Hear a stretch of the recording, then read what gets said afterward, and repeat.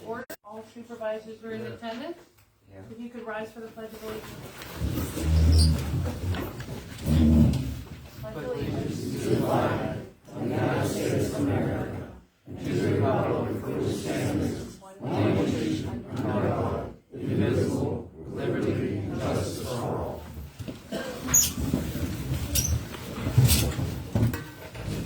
Public comment. Okay. Public comment. First public comment is Brian Saya. You can do it there if you want.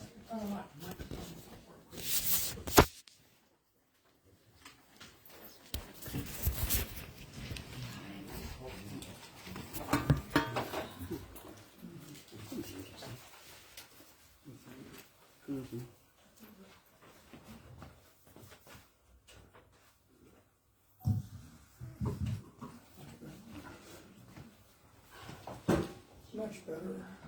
Can you hear me? Okay, closer to the mic, Chuck. Okay. There we go. All right. So the township manager, Ms. Carroll's position description, as township manager states that she, and I quote, drafts agendas for supervisors' meetings, end quote, and secondly, confers with the chairperson and obtains a final list of topics for meetings. Article 1301B of the second-class township code states that the powers and duties of the township manager shall be established by ordinance. Chapter 25 of the Union Township Ordinance on Officers and Employees, item 7 states, he or she, referring to the township manager, shall prepare the agenda of each meeting of the Board of Supervisors and supply facts pertinent thereto. It is my opinion that the Board of Supervisors chair is violating the cited Union Township ordinance by consistently preparing the monthly agenda, wherein such preparation of the document clearly and explicitly is the responsibility of the township manager. To put it another way, the Board of Supervisors chair is preventing the manager from doing her job.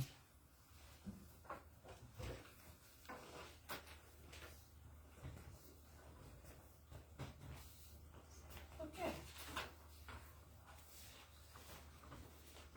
Rich and Marie Janowski. So you're actually even on the agenda. Should we wait till we can talk on their agenda item?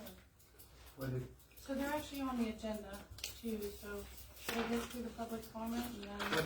What is the It's issue? the Holman Road. You call. Okay. Yeah, I figured I'd let her talk during the agenda item too. Let her talk. You want to talk now? Whatever you prefer. We can move that agenda item up.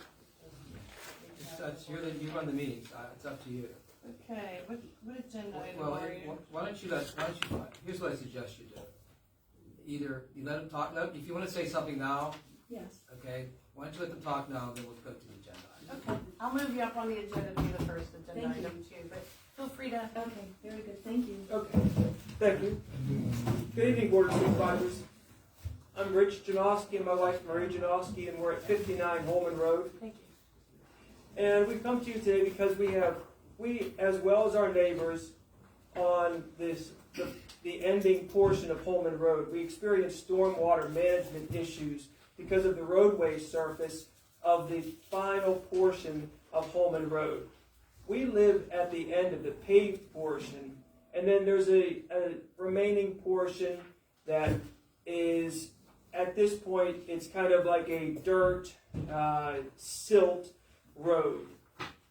We experienced stormwater management issues, as well as our neighbors. They weren't able to make it this evening. I want to speak on what we experienced. What we find is that in and onto our driveway, water floods our driveway and our grass, and the storm water washes away the surface of our driveway onto the grass. What we see is that where there is, with no storm water collection basins, and that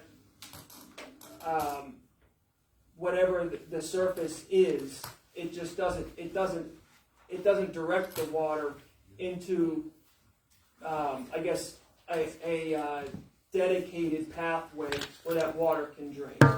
So we saw, or Marie talked with Ken, it's in Township. He is the roadway superintendent, because the crew came out, as they typically do in the springtime, to regrade that portion of the road. We have noticed that at this point, any roadway surface that had been applied prior has pretty much washed away, it's gone. And I'd like to just interject, we brought actual samples. These are just 3 rocks collected. I find these along our grassland because our property runs parallel to the unpaved portion of Holman Road. So these are often at the edge or even in on my property. So if I'm cutting the grass, I have on occasion run over these things.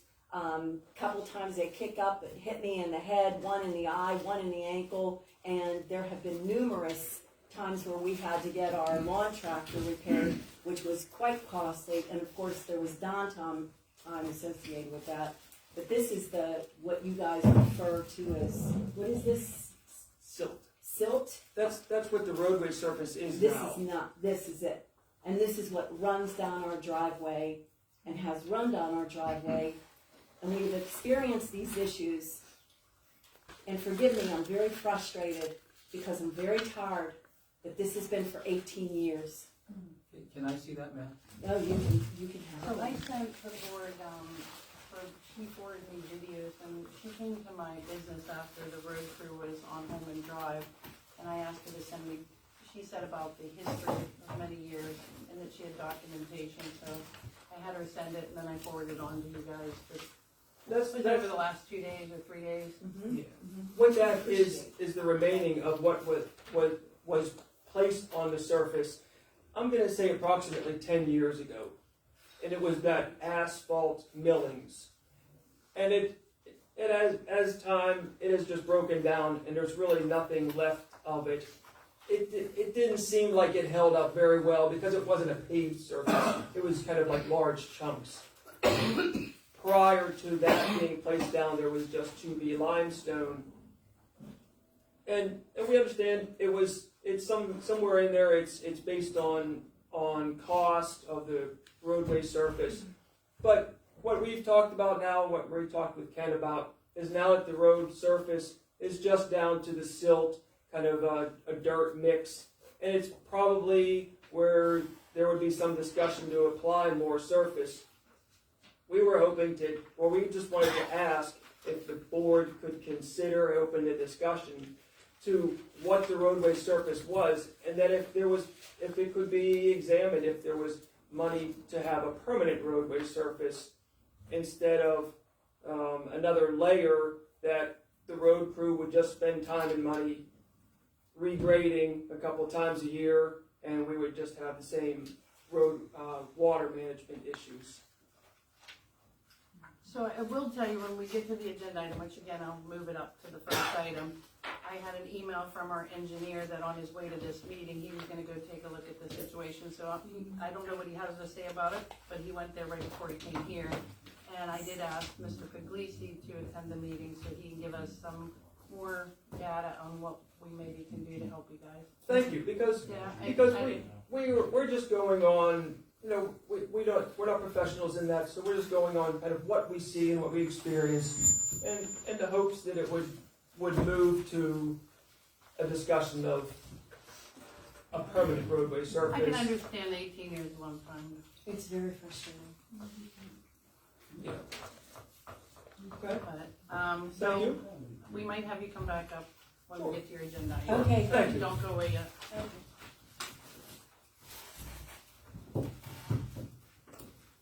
Joe Ellen, is it me?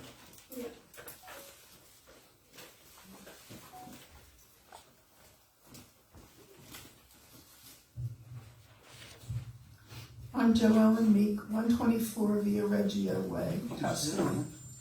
And I want to thank the supervisors and the solicitor for having the meeting on April 29th between Miranda Engineers and the Boyka Plan and our plan, and also Bruce Clausen. Bruce Clausen from Quaker seemed to blame the township and our HOA for the delay in the development not being moved forward. Many of you will remember that Quaker was non-responsive for 6 years. And years ago, the township solicitor, this is on a whole different subject, this is the house at the bottom of the hill. Years ago, the township solicitor told Harold Ivey to start the process to condemn the house at the bottom of Tuscany Estates Drive and have it torn down. Or the township would tear it down and build Quaker Engineering. Well, that was over 5 years ago. We don't want to have to wait another 5 years while Miranda and Quaker work out their differences before something's done on that house. It's an eyesore and it's dangerous. If I can interrupt you 1 second, with the board's permission. Tammy, have we looked at that house at all? I know we told, when I first came back, the direction was given to Harold Ivey to do something. You've taken over since January. Have you done anything with that house at all? Or? We cited Quaker Engineering, and Mr. Klossman and his group of individuals are working to repair it. He indicated to us on the phone, the intent is if the Miranda development goes through, the intent is to demolish that home. It's been in the same state for 2 years at least. So he has been cited then? Correct. And there's been a hearing scheduled or anything or not? No. I remember Harold was having trouble serving those papers and where to find them and it coming back, and that was a big thing for a while. Maybe you should follow up on that, but what the hell is that, by the way? Is that microphone? So what's the solution? If Miranda buys the property, it'll be torn down? Just turn that off, I guess. And that's supposed to be the deal, but another question I have is, what happened, they were supposed to give a copy of that traffic impact study to you. Have you received it yet? No. They were also supposed to give us contact information for the bonding company, which they said at the meeting that they would provide. Have it Friday. Twice. That has not We yet had it happened. Friday No. at that meeting. Twice. When Maybe did we had in January or February one time. When did we meet with them? Was that back in middle of April or something? It's Or earlier than It's that. April 29th. 29th of April. But we had a meeting prior with them back in January, February about that tripartite agreement. They were provided the dentist the contact information to a reputable bonding company, and the bonding company had to be rated, and we did discuss the details. But at least at the hearing, it's the stenographer recorded that. Because I remember remember the the solicitor original asking meeting. back and forth for him to clarify. For the stenographer Do you record. want to talk to the what's his name? Joaquin, the engineer, Alberta. Alberto. I would suggest the board maybe have TJ contact Alberto about the status of the traffic impact study, which is supposed to be provided to us, and also that bond information. Because that was supposed to be provided to us a month ago. Mr. Clausen swore, he was sworn in at the meeting on the 29th, and he said he would get it here. No, that's not it. All right, sorry, go ahead. That's okay. And one point that wasn't brought up at that meeting that I thought of later, and I wish I'd have brought it up.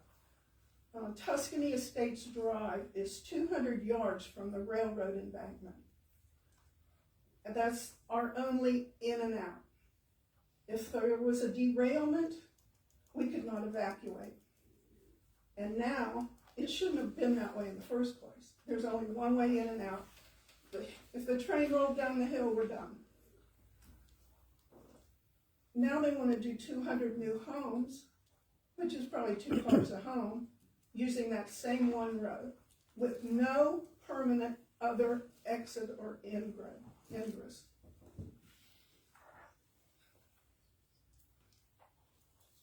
Okay, the townships have ordinances and regulations Variances should not be given to ease the way for developers. Rules and ordinances are in place to protect the residents. You, our township supervisors, are here to serve and to protect the residents. Variances should not be given so that developers can take the cheapest way out. And you know what our developers like. You've been dealing with it all the years that we have. And we just hope you'll hear us. Thank you. Thank you. Jim Ross?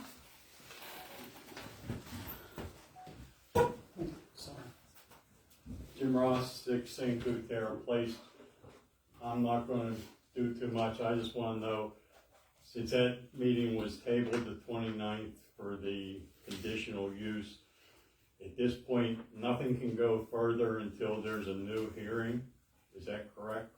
Yeah, that was at the developer's request in the middle of that meeting. Yes, because there were a lot of people that did not get to speak, and That was the conditional use. There would have to be a final hearing or hearings on the matter itself, and then there'd have to be certain discussions, but there would have to be another there would final, have to be. unless they withdraw. Okay, well, and if it were to go forward, there would need to be another public hearing, correct? Yes, sir. Yeah, we made no decisions that day, no. That's fine, I appreciate that, I just wanted to clarify that. And The other thing is down on the bottom of our street, there is a data collection pole that has been put up for traffic study. And there's also one on Patterson. Now, does that have to do with the fact that we are running well trucks, or does that have to do with us? No, that would be Suzanne's to answer. So she's a liaison to the police force, and she aligned for those signs to collect data and be moved. Okay, well, forward. this isn't a sign. These are data collection points, okay, that have been attached to 2 telephone poles. One at the bottom of Tuscany Estates, and the other one right when you come on to Patterson Drive. Now, I take it they probably have to do with the well traffic, but I certainly would like to know whether there's a traffic study being done or whether this township is monitoring the well traffic. It's not anything to do with the township. It could be dealing with the well, it could be dealing with the Tuscany traffic study, but not. Wouldn't they have to come to you to put that stuff up? There are heard about it. two traffic data collectors set up, one at the beginning of Patterson and one at the beginning of Tuscany Estates. And I got out and looked at them myself, I know what they are. And the one at the beginning of Tuscany Estates is crossing Patterson. It is facing, the photo eye is definitely facing Patterson. But they have the capability of being able to track what goes in and out of ours. So the road in your plan isn't ours. That's why I'm asking. It's Yeah. crossing Patterson. Yes, it appears to be crossing Patterson. Are these air tubes that go across the road? No, these are poles that are up against the telephone pole with a data collector unit on the top of them. Like a trip counter. Something, I mean, they're getting something, I don't know what kind of data, but they specifically said on them, traffic data. No, but TJ, do you know what I'm talking about? I haven't seen them, but I mean, I'm familiar with them elsewhere. Because I've never heard of the situation. Would It's they just a come to the data collector. township if it wasn't in? Well, if it's in the township right away, I think they'd have to. It's, both of them are hooked to telephone poles. We had some tubes that stretched across our Ivy Hill Road, okay? And we were told they're just counters, and that the state or somebody was doing something up there, but I don't know why they'd be on a township road. Yeah, I saw someone in by the. Well, and I just immediately, when I saw it, I thought it was the township or EQT tracking the traffic on Patterson, and that's what I would expect. But I would also like to know if we're on to doing a traffic study. Well, I don't know. I'm not We're sure who trying it to is. look I at know. it. Do you want to check with me? Do your email to? Yeah, I can ask them that too. Thank you. Probably this is more likely being EQT. AQT's probably provide themselves a backup on the traffic pattern that they create. Okay, Chuck Wilson.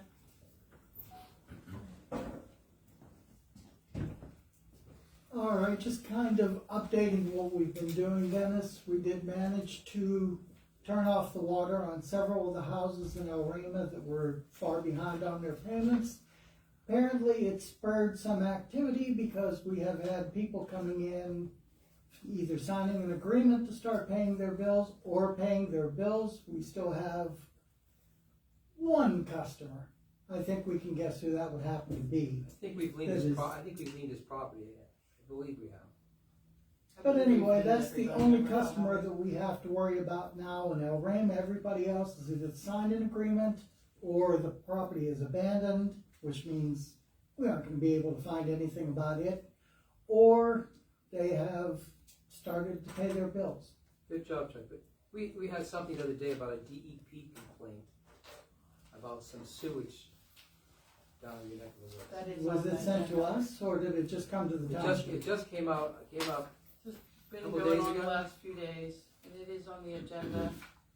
Okay, if I could have a copy of that, I could take that back down to West Elizabeth and we can see what we could do about it. Even though technically all our job is to collect at the end of the pipe. But Just want to bring that to you. we could have our engineer come out and take a look at it. He's a specialist in sewage, so. I have a question for you. Sure. I think that one of the properties that has a large lien, I think, years ago, a meter was pulled and there is no water, and I think that maybe the property's in like some sort of staging kind of thing. And if, technically in the rules and regulations, if they don't have a water meter, they can request the township to stop the billing. But I don't necessarily know how to get a hold of it. I feel bad that billing keeps happening to these folks that maybe have not even had a water meter for 10 years. That continually get the $64 a month bill, although. Well, even if they don't have water coming into it, if they are part of the agreement for the water lines, for the sewage lines being run in the community, they're still liable for the. Well, in the rules and For regs, it debts. says they can request to the board to stop the payments, like Miss Curlin did on the Novella Raymer Road and so forth, that they can, and the board could decide. I just, there's been some interest in a couple of those properties to sell, but there's these big sewer liens, and there was even, I think, 6 months ago, a request of a real estate agent to want to know if we would reduce the sewer lien, or just, I would like to see them turn into something rather than just abandoned property on 837. I think I know the properties you're talking about. They're at the very end of El Rima. It would benefit El Rima not to have those blighted properties. If somebody's interested in doing something like that, it would be better for the part of the community to. Give us a call. We'll talk about it. I'm sure we can bring it up to a meeting. We have one And every. technically, we're not fourth treating Monday of the month. their sewage. I mean, there is the debt service, but we're not been treating their affluence or whatever their. Well, we only charge storage them for service. the debt service if they don't have an active meter. And that's a different charge than the 64. That includes the first 10,000 gallons or whatever. Yeah, that's a separate charge. Okay. Good job, Chuck. But we can do that sort of thing. And Janice, did you ever get that management letter I had requested from the auditors for 2023? I thought I sent it to you in an email. I did not get it in my email. If you could print me up a copy of it, I'd very much appreciate it. And that's pretty much what I would have to say. I just have a request on one thing. Janice says, if you're in the office, you're the person I contact on any questions I have or anything like that for West Elizabeth Sanitary Authority, correct? Mary Ann handles the billing for all that. Okay. So Mary Ann's the person I would talk to on that? Yes. Okay. So if any of these letters that Michelle was just talking about coming either from DEP or anything concerning billing, that there are questions about it, should I contact Mary Ann or you? Well, you can contact me if I need to forward it to Mary Ann. I can do that. All right, if you could put together a package on that letter and anything else you have like that, I'd appreciate it. I can take it to the meeting and we'll handle it as quickly as we possibly can. I don't like seeing abandoned properties any more than anybody else does. There's too many of them in this area to begin with. Are there any questions from the board to anything in West Elizabeth? No. I don't have any, Chuck. All right, Thank you, Chuck.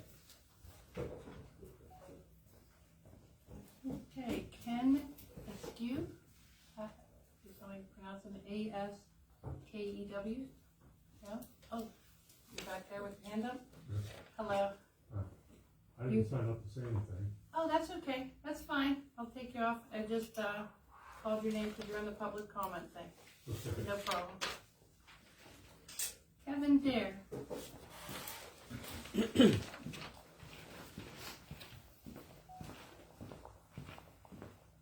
Kevin Dare, 6187 Route 88, Finleyville, PA. Dennis, do we know where the right to know is? I thought we sent you a response to that about a month ago. I'm almost positive we sent you something. I had nothing. I've got right to Sure. knows, I've got right to knows on other stuff, but I have not received any documents from the right to know from July 1st of 2020. I'm almost positive Charlotte sent something to you. Let me check tomorrow, and Okay, if you want, you can even call the office tomorrow, but I'm almost positive we sent something to you. okay. I'm not, the mail anymore, as far as I'm concerned, is not the greatest.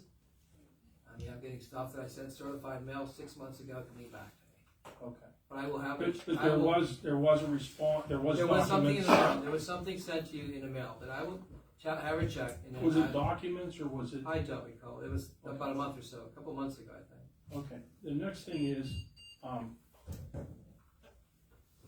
But that's the only thing you have that's not out. Right. Everything Oh, else is yeah, responded. everything else has been responded, Okay. yes. I'm a little bit confused on why a board member had to come to the podium to speak to the board and to the audience. John, why didn't you just talk to the board and the audience from your seat as a member of the 5-member board? that's a bit. So on the agenda, we used to have a section called supervisor comments. Yes, And I requested that on this agenda twice. okay. And, it wasn't put on the agenda. comments is number 10. And it was requested in the last 48 hours, and I put it on as number 10.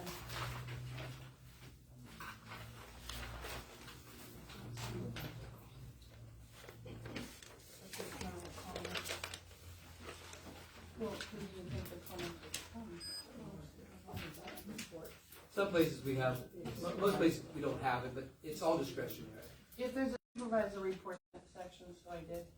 Okay. It's number 10, what is it? No report was submitted, so I didn't put it on as a report. Anybody wanted to make a comment, so I added comments on the agenda.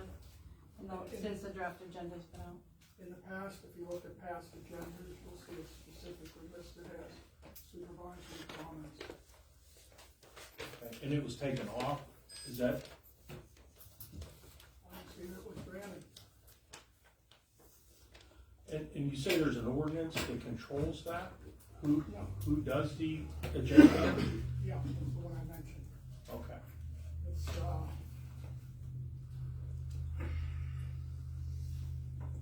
Chapter 25, Union Township Ordinance on Officers and Employees, Item 7. So that would be 25-7.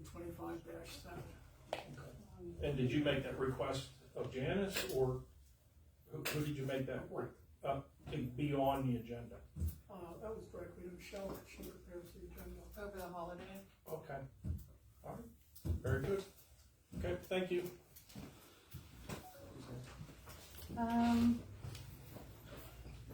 Craig Blashick, 63 McChain. Correct, my name's Gregory Blaszczyk, I live at 63 McChain Road.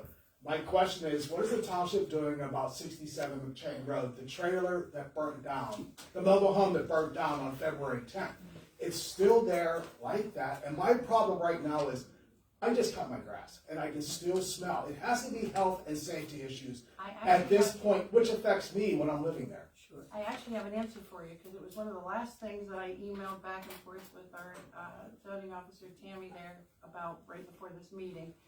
So she is actually going to court with them, and she asked me to reach out to Jacob Lawrence, the fire chief, to get a fire report that she could bring to court.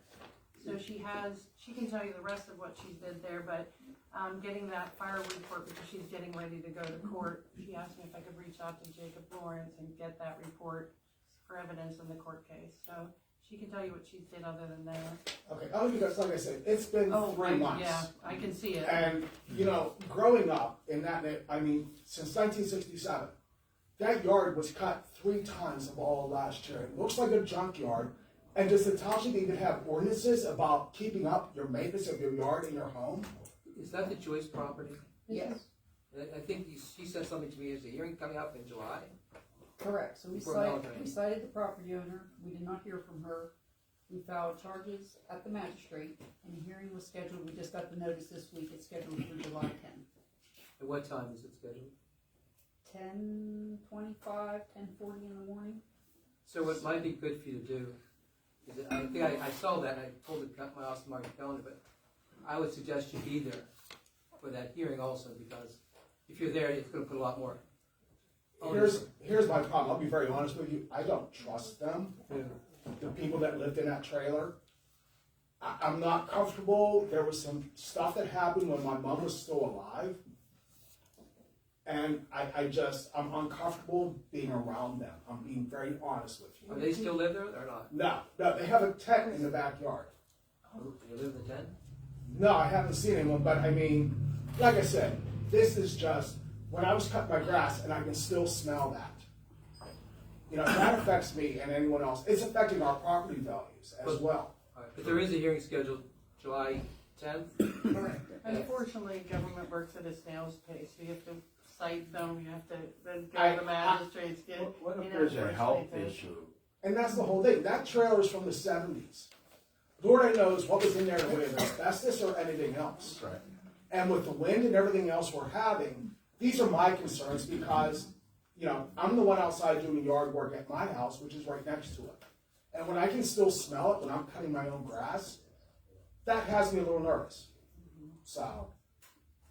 And it's ugly. And It's dangerous very if ugly. Kids go over there. And like I said, I mean, all of last year, that grass was cut 3 times.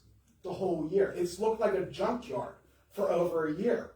I kept my mouth shut because I was not living at the house at that point. Now that my mother has passed, I am living there, and it's my home. So now I felt I needed to come down and just find out what was going on. So if you go before the district justice, the worst you can do is give a fine. Correct. What about condemnation of the property due to maybe potential health issues? Well, we could do an unsafe structure situation. Well, it is unsafe. No, we have to go through, we can do something like that. Cleaning it up and then. Correct. I don't know why you And can't for go with the the- bulldozer, throw the goddamn crap in the garbage and get rid of it. People will sue you. I have no idea. Well, you'd have the fire department to agree to torch it, I guess, burn it. Well, no, what you normally do is you get your engineer, code enforcement, to go in and say it's an unsafe structure. You give, like I'm doing at Morris Township in Washington County, you give a notice, you tell them it's unsafe, and you schedule a hearing on it. If they show up, if they complain, they have 30 days to make a request, then you schedule the hearing, and then you go through the process. Do we have unsafe structure here in Tammy? Yes, that's what they're cited under the building code. So we have a procedure there also to have it torn down. In that unsafe structure, like you have a situation, you post it and all that. Do we have that in the ordinance? Well, we did not post the property. But we do have that in the ordinance though. So Correct. Yes.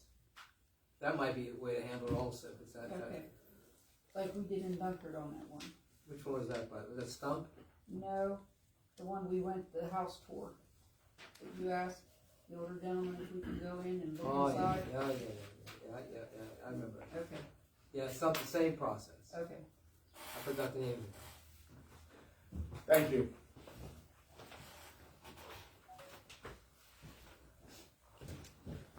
I have a question, Dennis. Yes. We went to court. When did we go to court on that issue, Tammy? When? When? We'll go on July 10th is when the magistrate scheduled it. When did we file the paperwork to the magistrate to get the court date? At least a month ago. Okay. holidays, election day. Yeah, well, I mean, why does it take us so long to respond to an issue? Well, that is actually why it's on the agenda, the procedures for resident complaints. Unfortunately, a lot of residents think that we see the problem that they have and don't actually file a written complaint, or they're worried, like this gentleman, they're worried about repercussions, and until we get a written complaint, Tammy doesn't even know it's a problem. And so sometimes problems Maybe we happen need for to do 2 a months. hotline or something, Something, because well, that's why it's on the agenda, I've what gone by can we that do? property every day since it burned down, before it burned down. It was a mess before it burned down. But until Yes, there's it a, was.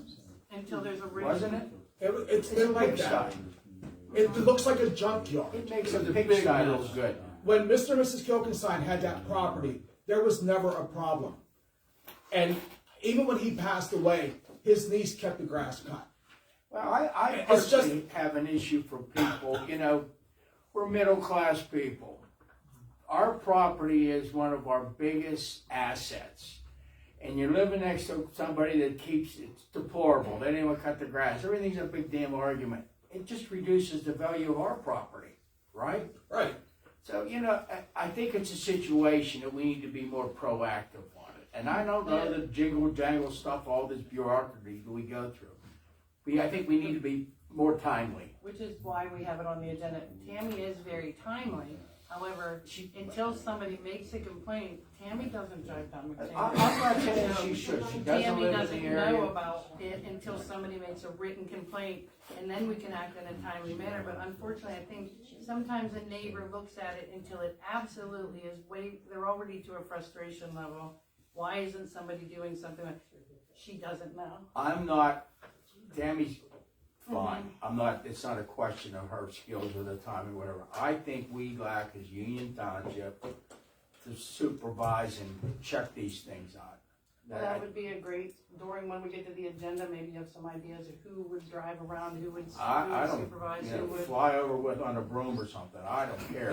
But There's a that's lot of easy that to stuff say, that but exists. we have to appoint someone to be that. Well, then let's get moving That's on what I'm that. saying, that's why it's I on the agree. agenda. I In the agree. meantime, does anybody have an objection to Tammy following that procedure, unsafe truck through that before? No, I don't have No one has an issue with that? No, I think it's good. Okay, just to make sure, so We got a Tammy knows vote what on to that? do. No, she's already did it. She knows She's what to already, do. she knows what to Well, do. I mean, that thing's been a mess for months and months. You know, enough's enough. It's no different than this Tuscany's thing with gloss. How long we keep talking about it? Okay, so, if the board's okay with it, I would like to move the agenda around to do M as the first. Sure. You wanna take it now? But first I'm gonna do, okay, so we are done with public comment. Okay, announcements. I'd like to, do a moment of silence for a former supervisor, Dave Eskin, who was appointed to the Board of Supervisors, I believe in 2021, and then was an elected supervisor in 2022, until he resigned off of the board, assumingly due to health issues, but he has passed. I think his funeral was today, actually, and I'd like to do a moment of silence for Dave, who volunteered for his community and worked hard to help those around him.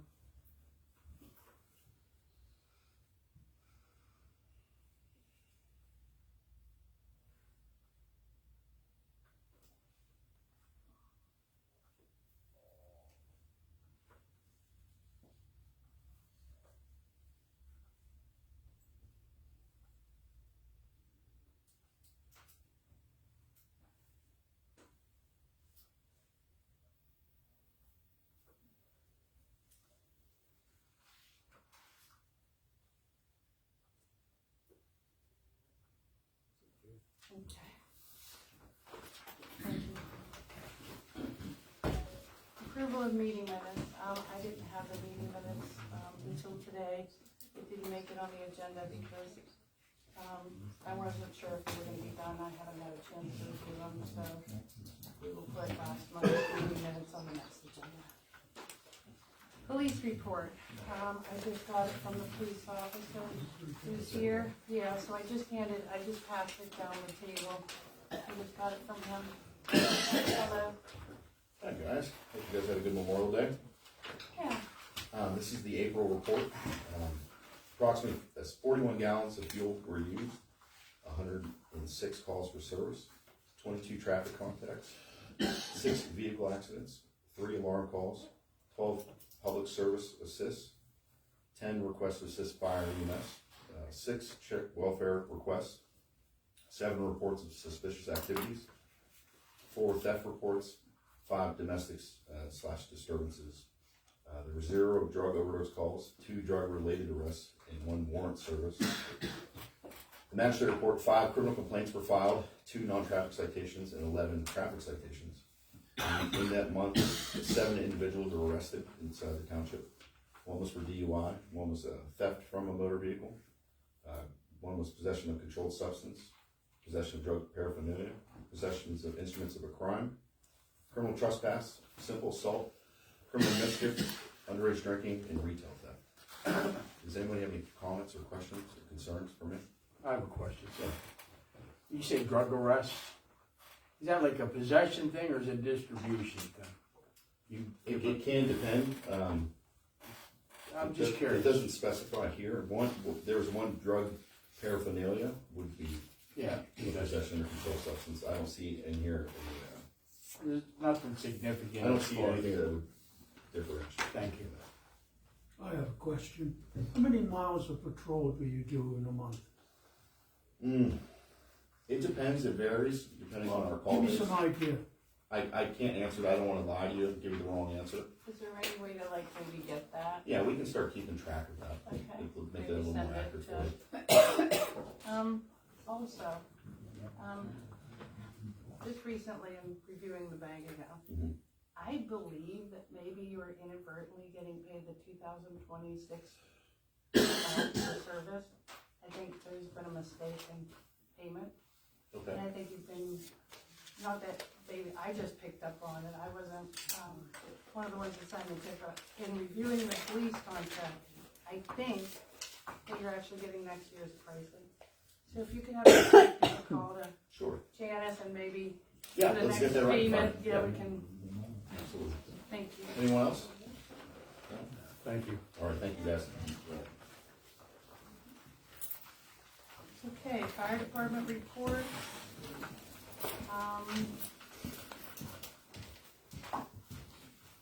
Engineer report, TJ.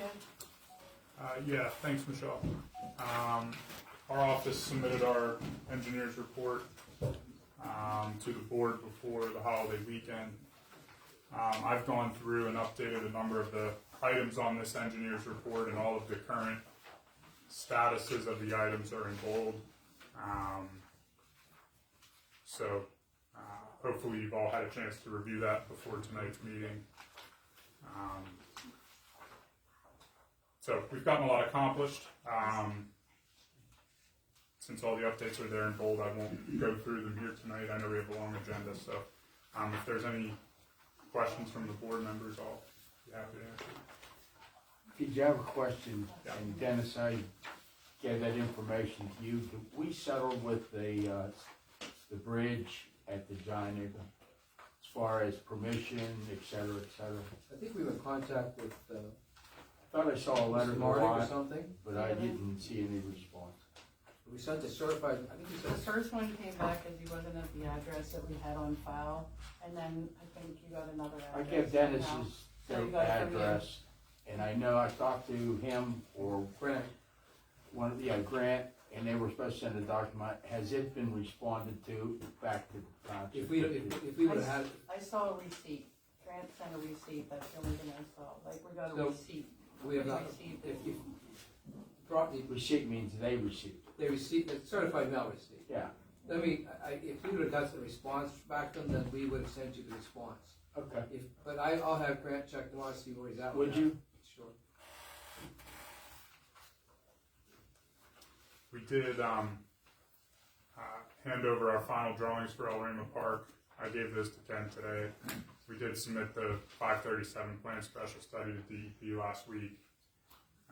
We did submit a reimbursement request for El Rima Park. Among, the highlights here on the engineer's report. I did want to talk maybe quickly about Veterans Park. We tried to close out our NPDES permit last November before the expiration date. and the conservation district preferred that we renew it because the grass wasn't fully rooted there, that we didn't have substantial cover. So I was at Veterans Park, this was maybe 2-3 weeks ago. It looks to me like the grass has grown in, maybe 80 or 90% now. I think we've definitely met what we need to meet. So if it's okay with you guys, I think it'd be good to resubmit that closeout paperwork to the conservation district to close that permit and be done with it. I think it would rather be than good to continue do to leave because it. of the DCD new project. And because we may need to will we need to get another permit when we do the concrete walkway and pad for that other project? Probably not, just because, if we close out the permit that we have now, the amount of disturbed area will not Okay. raise us to the point of needing to get an NPD. We won't disturb more than an acre with that project. So we'd be better to close that out. I think so. Before starting that project. Right. So that's something I'll add to my list of things to do, to resubmit that paperwork so that we can close out that permit. But that's something that's open-ended that I think could be, buttoned up pretty quickly. So I know I have a lot of agenda items on the agenda tonight, so I'll hold my comments on the rest of these items till then, unless there's any other questions. Item 4, Aragorn Place, Yes. not on the agenda tonight. I don't believe that it is, John. Looks like they're waiting for. Yeah, we, I think it'd be good to have kind of a workshop style meeting to talk about that as a group here.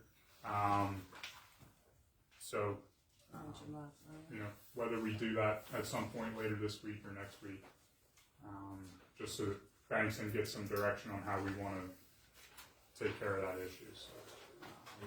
TJ, that 2,500 feet for that MS4 related stuff on the agenda? Pay annual permit fee of 2,500? Oh, She passed out a paper right before the meeting on the MS4. yeah, I have an MS4 summary to go over here today, Larry. I don't know that it's on the agenda for you guys to vote on, but that's an annual permit fee, so. What's the date we have to have it submitted on? Typically it goes in with, July 1st. Okay, so we have another meeting, so, okay. Correct, yeah. But that's an annual thing. Anybody else have any questions for Susan? Okay, It's been a busy month. Thanks, Michelle. thank you. Zoning and code report, is there anything you need to go over, Tammy, or anybody have any questions for Tammy? I don't have anything specific. I'll say that we did send out 9 property maintenance ordinance related items this month, and we received more today. So I encourage everybody to please cut your grass, because that's the biggest complaint we're getting right now. How do we get those to you, Tam? As soon as Janice or Laura get them, they email them to me almost immediately, unless it's the end of the day. What do you need, like location? They actually, the person filing the complaint fills out a form. Yeah, Okay. just so the audience knows, there is complaint forms on our website, or you can stop down, there's a form to fill out to alert Tammy of a possible violation or concern, and then she will react to it. Tammy, you sent me something today around 4:30 this evening before I came in tonight about some type of property, I guess, was a non-conforming use situation. Do you recall that? Yes. What's the address for that property again? 111 Chepwick Lane? Yeah, Chepwick Lane. Yes. Do you want to discuss that now, or do you want to discuss that tomorrow with you? That We can was, discuss that tomorrow. yeah, TJ had sent an email yesterday about it Yeah, I too. saw a bunch of emails going back and forth. Yeah, 'cause it's not property maintenance related. Administrative report, anything you would like to go over, Janice, or any board member have a question for Janice?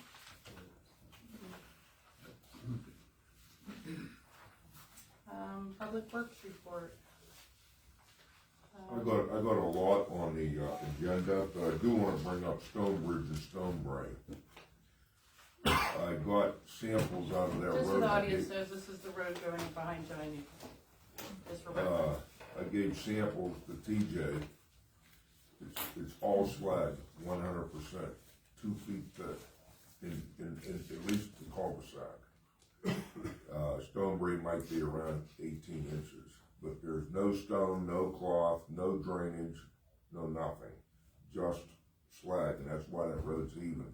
Is that prevalent from top all the way to the bridge, Kenny?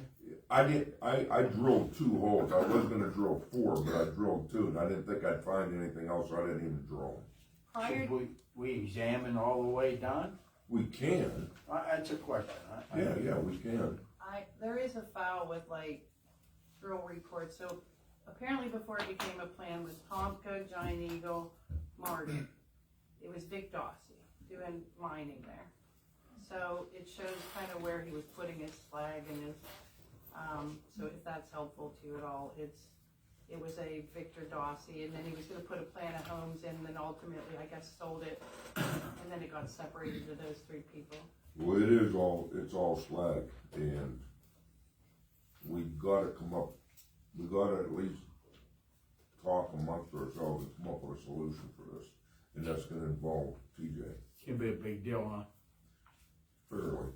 I have my own ideas on how we can try and stop it, but I think what we need to do is set up a meeting, and that's why I wanted to bring this up, because, in August, I rented a, crack sealer. I'm gonna crack seal all those cracks on those roads to try and keep the water from entering from the cracks, but there's no under drains.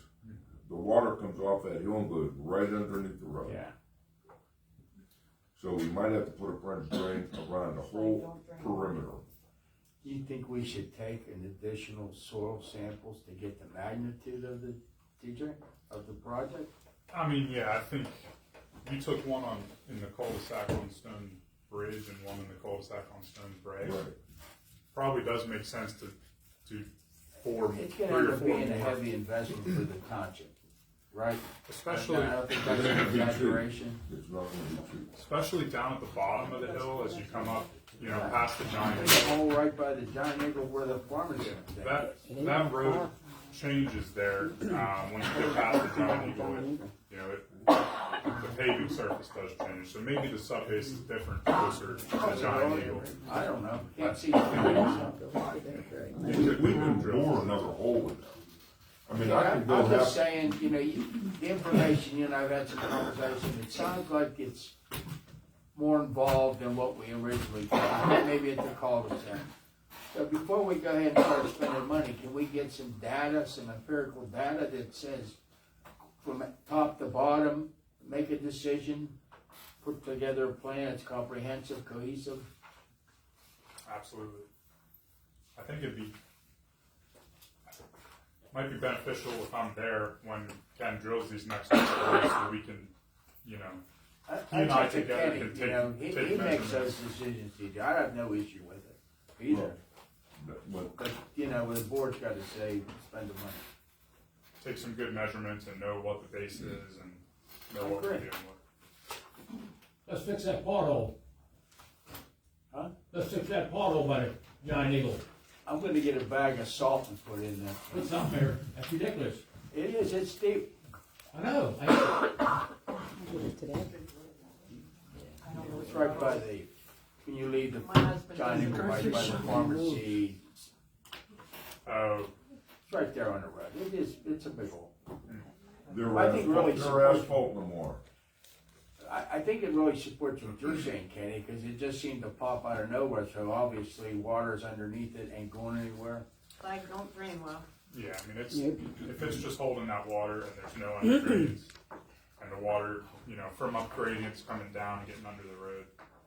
That Yeah, slag that's- holds 80% of its weight in water. Wow. I'm not surprised when we got that real cold weather, Larry, that it heaved. Do we need to do anything official? Can't add anything to the agenda that's not de minimis in We nature. do it non-union? You could just, We can have a, Just a- information gathering meeting and. so basically, you wanted to do something. Well, I think we need to be pragmatic about it. Well, We did that's a his couple, job they're to do, so bad, if we're not, So you can affirm his actions, he give you a plan, like you're saying, and yeah, we give us confirm the a, next give us a meeting. plan of what you wanna. If this is something that's gonna cost us a lot of money. What do you estimate it costs for you to just study it or to do it? What Mr.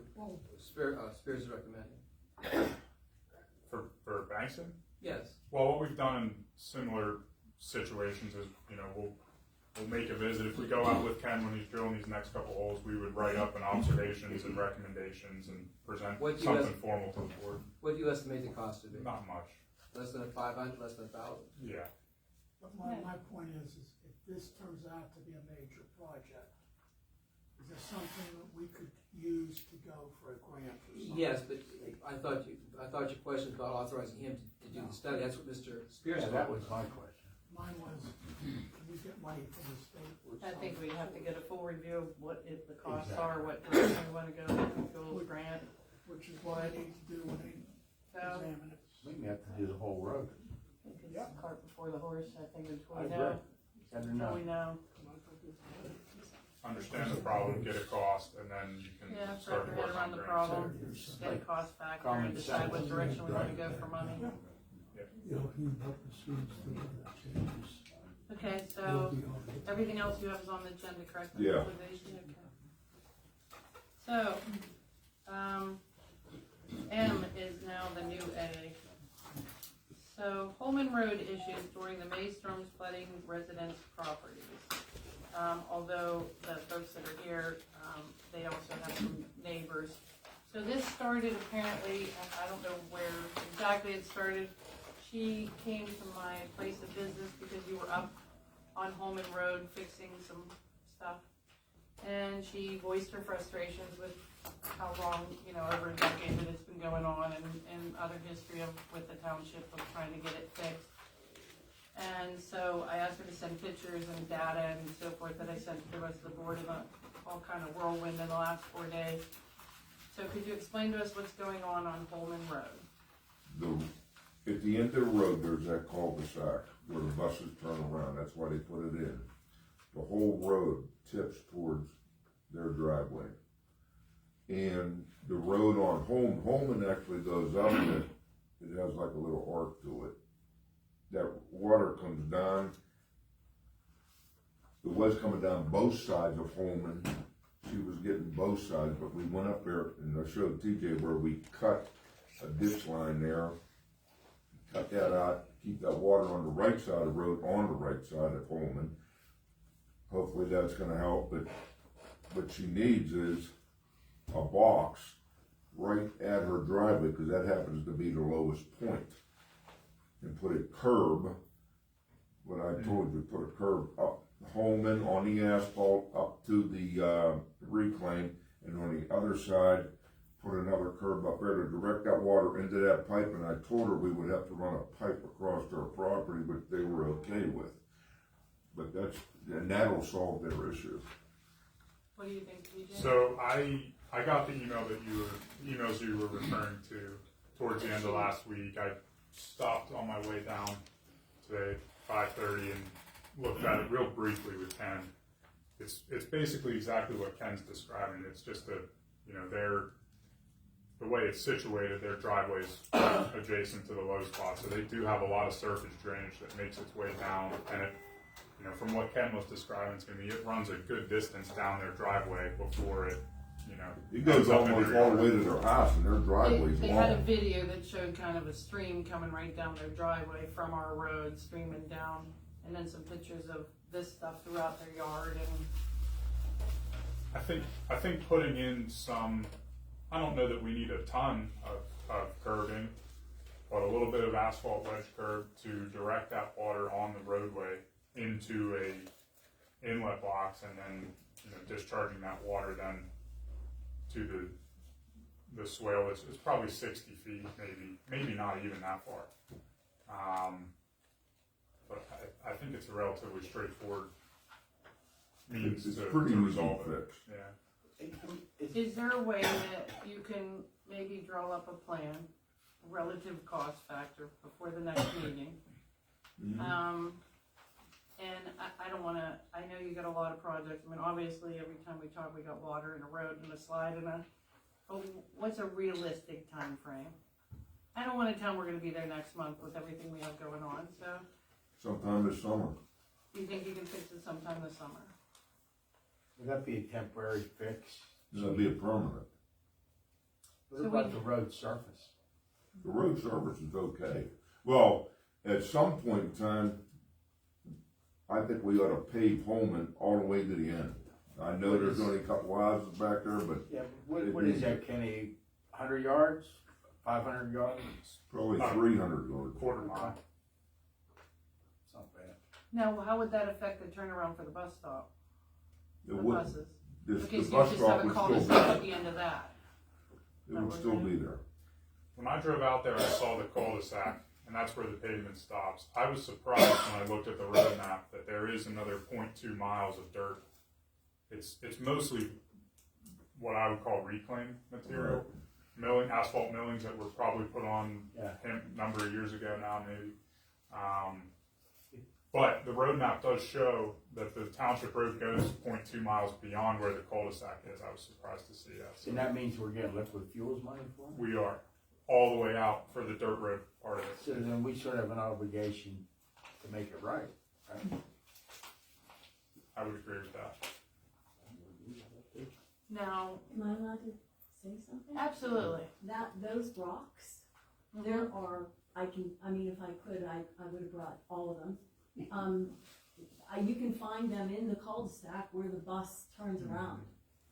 Are you taking these and paving your driveway with our township property, ma'am? I sell them as little art projects. My point is that when the bus is turning around, it's riding on, I mean, some of them were large, and of course, They're grinding them down. yes, and I moved them for the safety of anybody driving there. So, I mean, maybe do you guys think that you can come up with some sort of plan for the board to approve of by next month's meeting? I'll have a Something to look price at? by Friday. Then at least starts the process, and then we can figure out how to proceed from there, how we wanna proceed from there, and I guess we'll need an easement from them, from Yes. Macon's office, we'll have to draw up an easement agreement with your help. Yeah, we can sketch up something in terms of a design, something that we can use as a easement exhibit to get the Janoskis to sign off. And you're willing to give an easement for a drain pipe? Yes. Okay. All right, well, it's a start. Okay. So, new business, discussion in motion for seasonal employee requests for permanent full-time employment and MOU needed for the same. So, we have a seasonal employee we hired, part-time seasonal, that has showed interest in becoming full-time employee of Union Township. Thanks for coming. Thank you so much. You can give some more information, maybe Janice or Ken can give some more information about this, but he was hired part-time, seasonal, showing interest to be a full-time employee of Union Township. However, he currently does not have a CDL. The only job we have in our collective bargaining agreement that does not require a CDL is the laborer position. Of course, we're not, to my knowledge, correct me if I'm wrong, but we're not really looking for a laborer, we're looking for an operator, right? So, Ken has come to the board to ask if we can do a collective bargaining agreement, or MOU to the collective bargaining agreement. He says that the young man is willing to go get a CDL at his own expense. So I don't know what this MOU would entail, but Well, it's basically, you have contract language, what you would do is you would do an MOU with the township and the union, having provision back where he was. because right now, represented by the union as part-time seasonal employee, but we'd have to allot him time to take the classes, the daytime classes. So would you pay him when he takes the class? That would all be part of the memorandum of understanding, whether we decided to pay him to take the classes, not pay him. I think certain places you can take it in the evenings, by the way, if I'm correct. It's weird. Yeah. I There talked is to a the certain kid, amount of it's hours. like, you can do it during the day, like 3 or 4 days, and it takes a month if you do it in the There's- evening. yeah, That's what he there's- told me and You Ron. can get it in 4 days. You can Yeah. get it in 4 days in daytime or a month in evening. Why can't we make him a laborer put them on 40 hours, and then make them an operator. I need after a that. driver. Well, that's what we'd want the memorandum of understanding. Okay. The memorandum of understanding could say, if the board decided that we would take him on as a laborer for 6 months, giving him time to become, and if he didn't get it in those 6 months, that, He sounds like a kid who would get it. we would have to allot him the daytime classes, whether or not the board chose to. I know in the past, prior boards have paid for the person to go to the classes, but that's still a board decision whether we would or not. But we still would have to okay the days off to do it, whether we paid for them or not. And then if he didn't acquire his CDL in a certain amount of time, the union had suggested that we put a time frame on and that it would be well known that his job would be terminated if he didn't get it by that time. Or you could, or you could do what Mr. Spear said, pushing back to labor. I mean, you could do, there's a myriad of different ways you want to handle it. Well, The then give problem him a is we chance to, need an operator. get in the union, then put them on and give them a path to go and get the CDL, bump them up to an operator, whatever the hell it is. You know this gentleman? I only met him for the first time. I happened to be leaving here, and he was in the truck with Ron. He seems like a nice young kid. He works for Kenny. I assume he's okay. He's You know, a good. I met him he's the a first good time on worker. Friday. And he's a young guy, and we got a lot of old people. Ronnie's what, 3-4 years He from looked so young retirement. when I looked at him, like I was the first time I ever saw him was Friday, but we're so old, the kid looks so How young. old is he, Kenny? 18. Yeah, he's a nice guy. Okay, so I don't know. Give him a shot. He could potentially be another Albert at 18, he could be a career person here. So what does the board want to do then? Does the board, does anyone wish to make a motion to have Maquin Associates draw up a memorandum of understanding for the, full-time employment of, what's his full name, Ken? I just know him by Zach. Zach Winberg. Yeah, Zach what? Winberg. Winberg. Is it Zach or Zachary? Zachary. I think it's Zach. Zachary. Spell the last name. Winberg, I think. Alright, so basically, we'll give him how many months to get his. First off, we need a motion for Maquin Associates to start a I'll memorandum make of that motion, understanding. Michelle. Larry made the A motion. brief. Carl made the MOU. second, now we'll go into exactly what discussion, so. So how much, so we're gonna let him get his training during the workday? We will allot him the day off to get, Go to school. to How go long to does it school. take to do school? 4 days. 4 days. Is that a full day? Yeah, And we're gonna pay for the training? yeah, he's just gonna go to West Mifflin. We're not paying for the training. Are we paying for the training or not paying for the training? No, I don't think he asked for that. Am I correct, he said he would do it as his own expense? I never talked directly to him, but that's what I was presenting. Here's the thing, when they hired Sean Daybark, kid is a hustler. He's a good kid. And you don't find too many of them. We had a guy here that didn't even know how to hold a shovel. Don't talk about, don't say any names or anything, it's an employee. I'm sorry. Sorry. But this kid works. So we pay for his training, is that you wanna pay for his training? I don't know, we haven't even discussed that. I'm asking right now. Carl's saying yes, what do you think? I'm undecided. He's a nice young man. I've met him for 15 So minutes. this is the issue I have with the paying for the training. I'm not gonna use names either. Right. But in the past, there was an employee that the township paid for the training. The second he got CDL, he asked for more money. Cause we didn't have a non-compete, we didn't wanted more money, or he was leaving to go somewhere else. Didn't know that. And so if we get an employee a CDL, how do we stop that we paid for him to be able to go get a job somewhere else? Can we write something in this? If he quits, We he can have a goes for CDL. So we can have a non-compete if we pay for the CDL? I can't. No? So let me ask you a question, why didn't you just do his training right now, get the 4 days over with, and then hire me? What was that? Can he get the 4 days training next week? Doesn't have the money.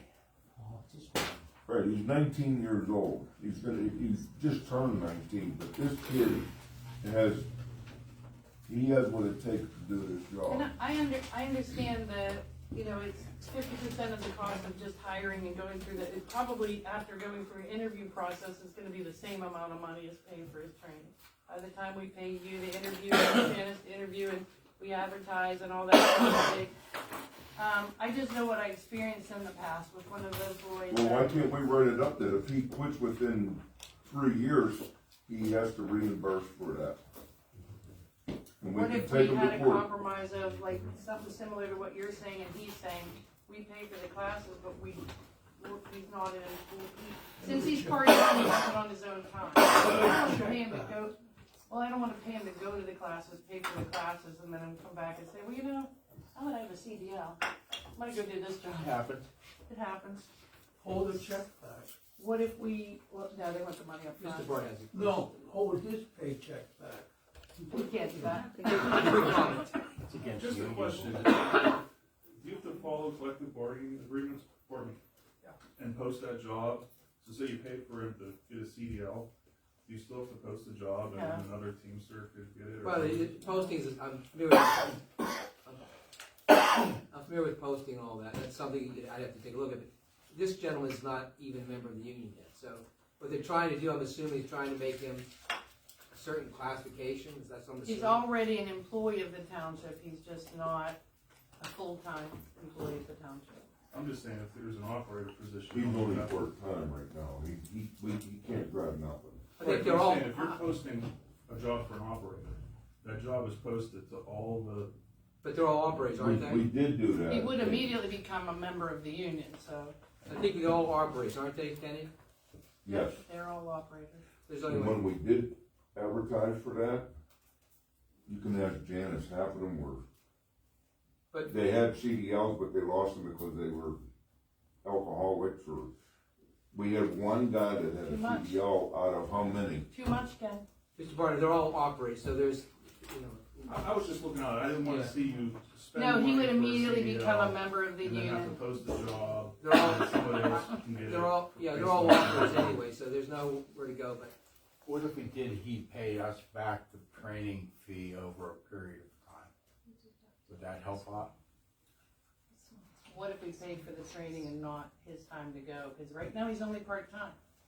So he can do it on his own time, right? We're not requiring him to do it. Like, it's not like part of the current job he has. So it's an offer. I would understand if we were requiring him to take the classes, like when they get flagger certification, they get paid during that class because it's part of their job. Currently, it's not part of the job. So you're gonna do something, the township pays the cost, but when he goes to training, it's his own thing? Put some provision saying something to the effect that he has to remain a township employee for 6 months. If he doesn't, if he quits after 6 months, then You can't basically. use that CDL license at the next Well, job. you can't do No? that. There's- Other places. That's because we're going public, but. So if he quits in 6 months, then he reimburses his last paycheck or something. You want reimbursed, no? Is that what you want? So we're saying if he Who, me? leaves within 6 months, he gets to I reimburse jumped for into the the. pool too often on this board. I'm keeping quiet till you guys. Does, how do you guys feel on if he leaves within 6 months, that he reimburses the CDL that he's taking with him? Hold the money Hey, back. you know what? Well, My daughter was talking to Jefferson Hospital about they were gonna pay for her nursing, and they made her sign, or that's what I said just now, but you missed it when he said that's a different thing when you're dealing. He's with talking about business. non-compete, you're talking about non-compete clause, or what? she had, I don't know Yeah. exactly what it was, but she had to work there for 2 years after she graduated. Comfortable paying for it, but I think it needs to be longer than 6 months.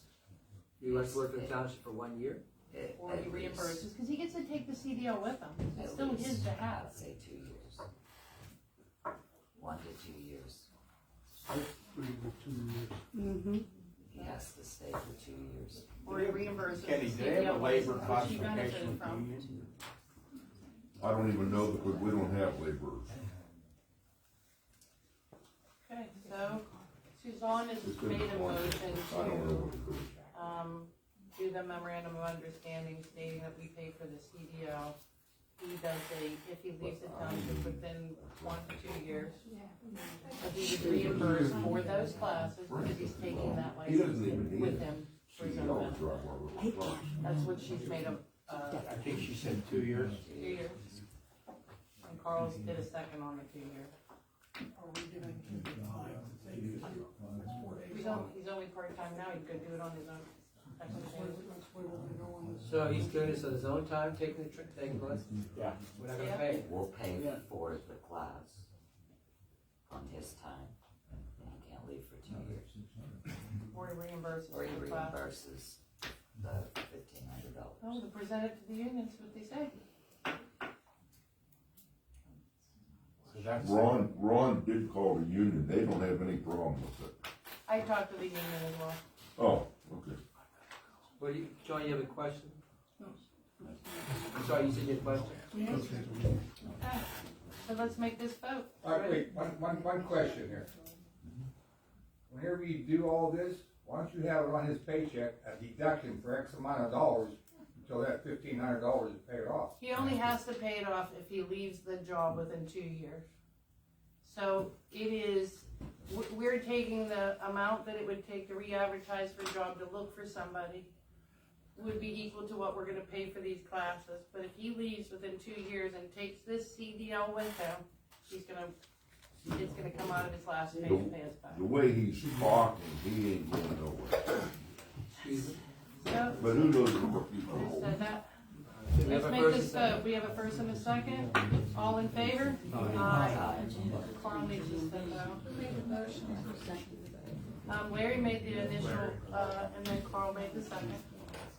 John during discussion added in the 2 years. So they all meant, everyone made the first and second read it, that again. Yes. So, Where we at?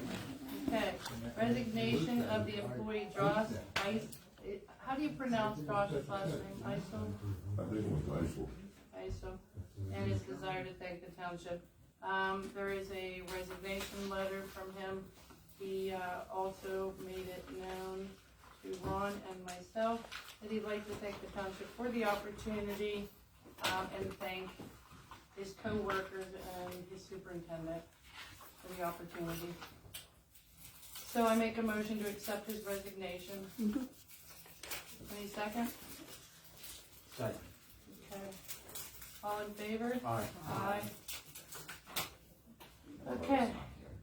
Well, Just note that yeah, on the record. note that on the record that Carl was absent of the execute the right of entry with Steve Parrish for Airport Road. So I met with Mr. Parrish, I believe last Friday, in my office in the afternoon. After lengthy discussion, he told me what he was looking at. I think this must be the bottom part of the email, but he stated that he wanted the township to remove the road debris on his property. When I say road debris, the stuff that came off of the airport road. He saw install gabion baskets or blocks. Would baskets be better than blocks? Or not? Because baskets would let the water go through, wouldn't it, or not? I'm gonna put a drain behind those blocks. Okay. Well, I just said baskets or blocks, whatever. Right, oh, okay. He's good with either. The fencing material should be woven fence red brand number 9. I know what that is. I have no idea what that is. Install heavy duty fence posts 7 feet. Fence posts be installed at no greater than 9 feet intervals. It should be 9 foot intervals. Fence line should be installed from the boundaries at Rostowski, next to his property, to 20 feet past the culvert. Place topsoil at least 3 inches deep when needed, and seed disturbed area with a mixture of clover and orchard grass seed. I have no idea what orchard grass seed is. It's new to me. He's requesting damage of $2,500. He says that's negotiable. Install temporary fence during the construction in order to prevent the cows from getting out. He's also requesting the township investigate the possibility of having a pipe go from the culvert to the creek. Is that a possibility? No. That would- He asked that we investigate the possibility. He's asked the We've question. investigated it. TJ? That would involve an additional permit. DEP? Okay. For discharge directly to the creek. Okay. He just asked if I look in. I mean, we're gonna pay him $2,500 to go. I think it's A newly paved road that's. The road is paved correctly. I think 2,500 is kind of high. I think it's expensive. I do too. Do you want to go with like And something? actually, it somewhat benefits him too. I understand that there's a mess on there now, And that's part of it, but in the end, it's gonna be better than it was before it happened. It's gonna benefit him looks wise, he's gonna have new fence, he's gonna have, so he's already benefiting to an extent. You should tell him nothing as to the damages. When you leave, better than it was before you came, the same as. A lot better. It's got, and it. I mean, before the slide, will it be better than Yeah, before better. the slide? It will be better. But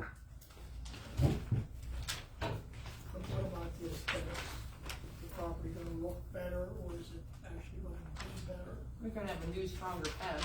All besides that. Brand new fence posts. It's gonna have a nice baby wall that'll never slide on him again.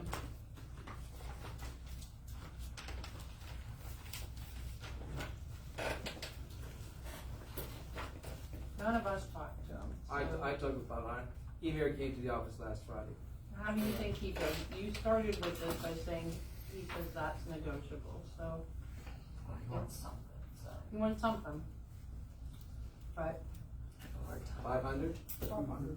TJ, what are you looking at? Well, just for context, basically we need temporary and permanent right away from Mr. Parrish. We need the temporary to do the rebuild of the slide, and we need a very, very small amount of permanent right away to install the stone riprap below the discharge point of the pipe. We need 300 square feet of permanent, 300 square feet, like a bathroom. 300 square feet of permanent right away for Airport Road. That's what we're asking for on permanently. The rest of it's just temporary for what we'll be doing. And you have to use fix of it per se. I just wanted to add that context. He understood, we went over the map at length, asking questions. Yeah. And he asked questions about I guess there's gonna be like a rock dissipation system at the end. You can't do that without another permit, right? No, it's gonna be, where the culvert comes underneath the road, there's gonna be that's a pile of rocks or something that will dissipate the water, right? Yeah, we're just installing rocks underneath the cross pipe that's already there. I have no doubt with his experience, he fully understands he's very experienced and so he knows exactly what. Will that easement include that rock dissipation system? Yes. We need to have that easement then. That's what he's saying, the small Yeah, we portion is a need to have that permanent easement, because I don't need someone down the road coming back and saying, you're putting water on my property. Or that we built it outside the right of way. So basically, that's what he's asking for the money for, is the permanent easement, not the temporary entry.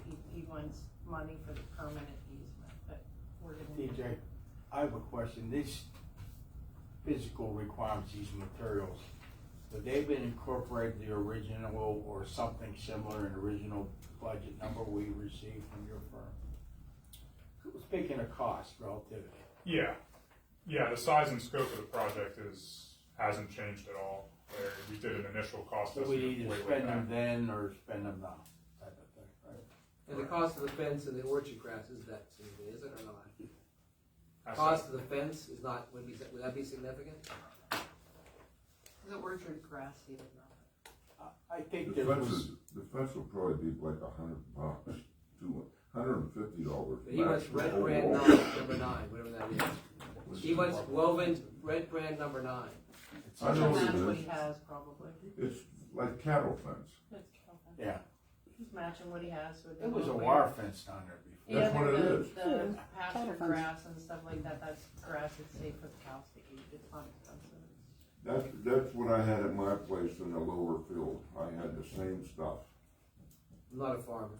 So, with your expertise doing easements and however many you did, so what is a permanent easement for 350 feet, you say, square feet of property? What's the average?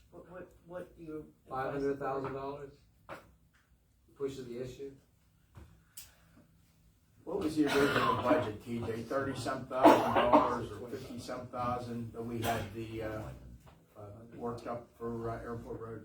I mean, yeah, our original number was based on contractor doing the work, not the road Yeah, crew so- doing the work, but the road crew's number was around there, I believe. About yeah. 30,000. Something like that, yeah. I'd have to So look we back were gonna again. spend the money either with the road crew, if we didn't need parishes, easements, or not. You know, that's the situation. Now, what created the problem, that's another conversation. So either case, we would have to spend the money to fix the thing. And Steve wants a $2,500 And, That's negotiable. aggravation. That's and, negotiable. well, if for a negotiate. permanent easement, I guarantee you, I'm not justifying anything, but if you wanted a permanent easement from me, and I'm pretty sure if you wanted a permanent easement from anyone on this board, they're gonna make you pay for it. It's gonna be something. You know, like you want a permanent easement from this guy. I don't know what it's worth, but I understand the reasoning to it. About- That's why I was saying to you, what's it worth? Dennis, are you doing the negotiations I'll- on that $2,500? I have a figure in mind, I think. I'll just tell him $1,000. I'm sure if we went to anyone in this room and said, we I'm need not a sure I have permanent enough easement to your confidence in property, that, it's gonna have a dollar You figure wanna to go more it. than that? No. Your negotiations. I was the one who used to break the union piece for the Flip a PCA. coin with Mr. Parrish, it's all or nothing, I don't- 1,000 or nothing. I'm for it. People do it. Flipping a coin, Dennis is gonna negotiate. okay. Alright, so everything else is copacetic with the code then? So not to exceed 1,000 at this point, is that what we're gonna say there? No, it'll be more than that. No, it won't. Okay, so we're gonna Whatever put Dennis that, comes we have up to put with something in this before summer's motion. gone. Alright, So, I'm gonna make a motion to, execute a on, motion to approve an MOU, an easement slash right of entry with the parishes, with those items, I think 1 through whatever they are, plus negotiate a compensation of damages by the Well, it's a, solicitor. conversation easement. When are you gonna Can I do have this, the word John? permanent easement in there? Hold on, It'd be a Mr. permanent easement, it's all. Permanent, I'm Start gonna next just week add when we that do this, John. word in there, we're When? getting a Yes, permanent sir. easement. Permanent Put the easement, sign up, with said right road of closing entry with next, Steve starting Parrish. Tuesday. I'm sorry, we can't make the Right. motion, Mr. Stan. Did you read it? Why are you participating, Ken? We're in the middle of a motion. Oh, I'm sorry. Okay, so, we're going back to, we are going to execute a, Motion to motion to, approve a permanent easement slash right of entry with the parishes, with those items specified in terms of fence, etc., and the solicitor to negotiate the damages for the parish property. okay. I'm gonna make that, but instead of with the parishes, Steve and Mary Parish, if you could put that in there, their names. There's too many parishes in this town, so Steve and Mary Parish. I'll make that motion, any second? Second. All in favor? Aye. Okay, discussion and motion to authorize banks and engineers to assist in the design of the drainage improvements within the area known as the Dolphy Plan. This was previously tabled, so I'm going to make a motion to take this item off of the table. Any second to take it off the table? Second. Carl.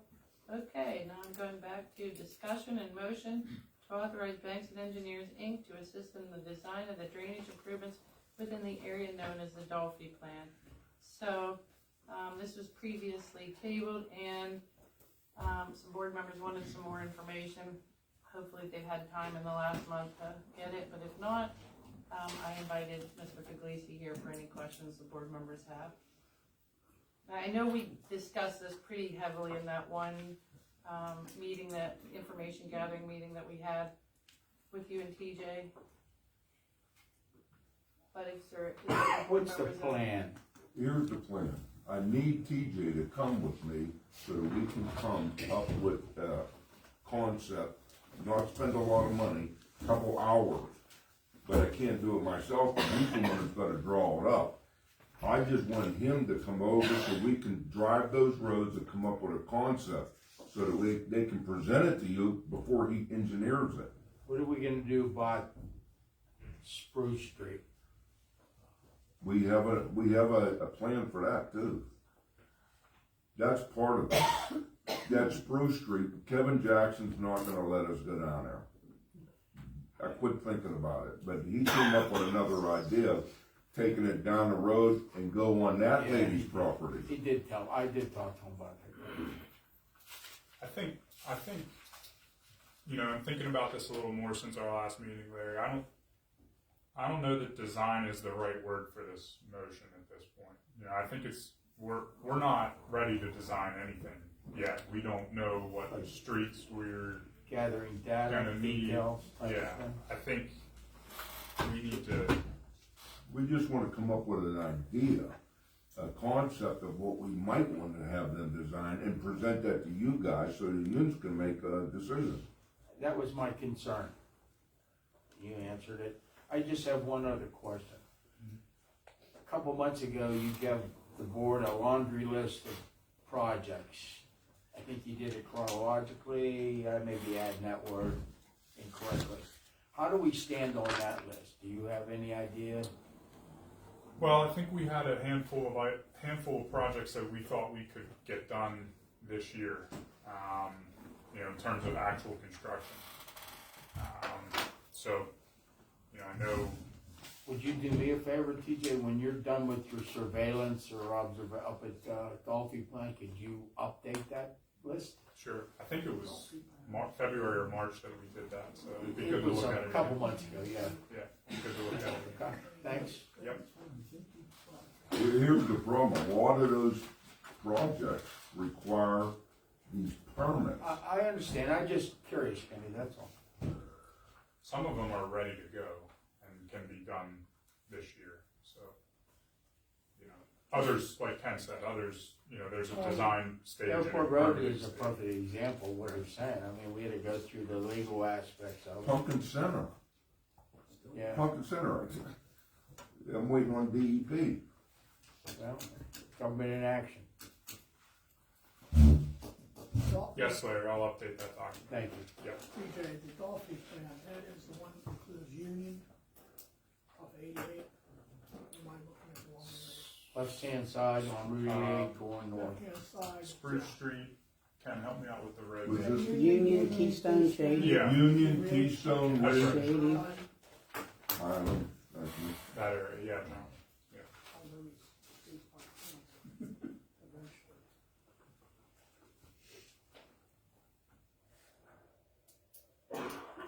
We need to nail down concept first, and then we can talk. I agree, TJ. It's the right approach, in my opinion. Yep. Okay.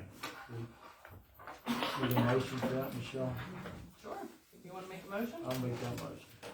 Anyone want to, second the motion to authorize Bankson to assist in the design of the drainage improvements at the Dolphin Plan? I'll second it. Carl second.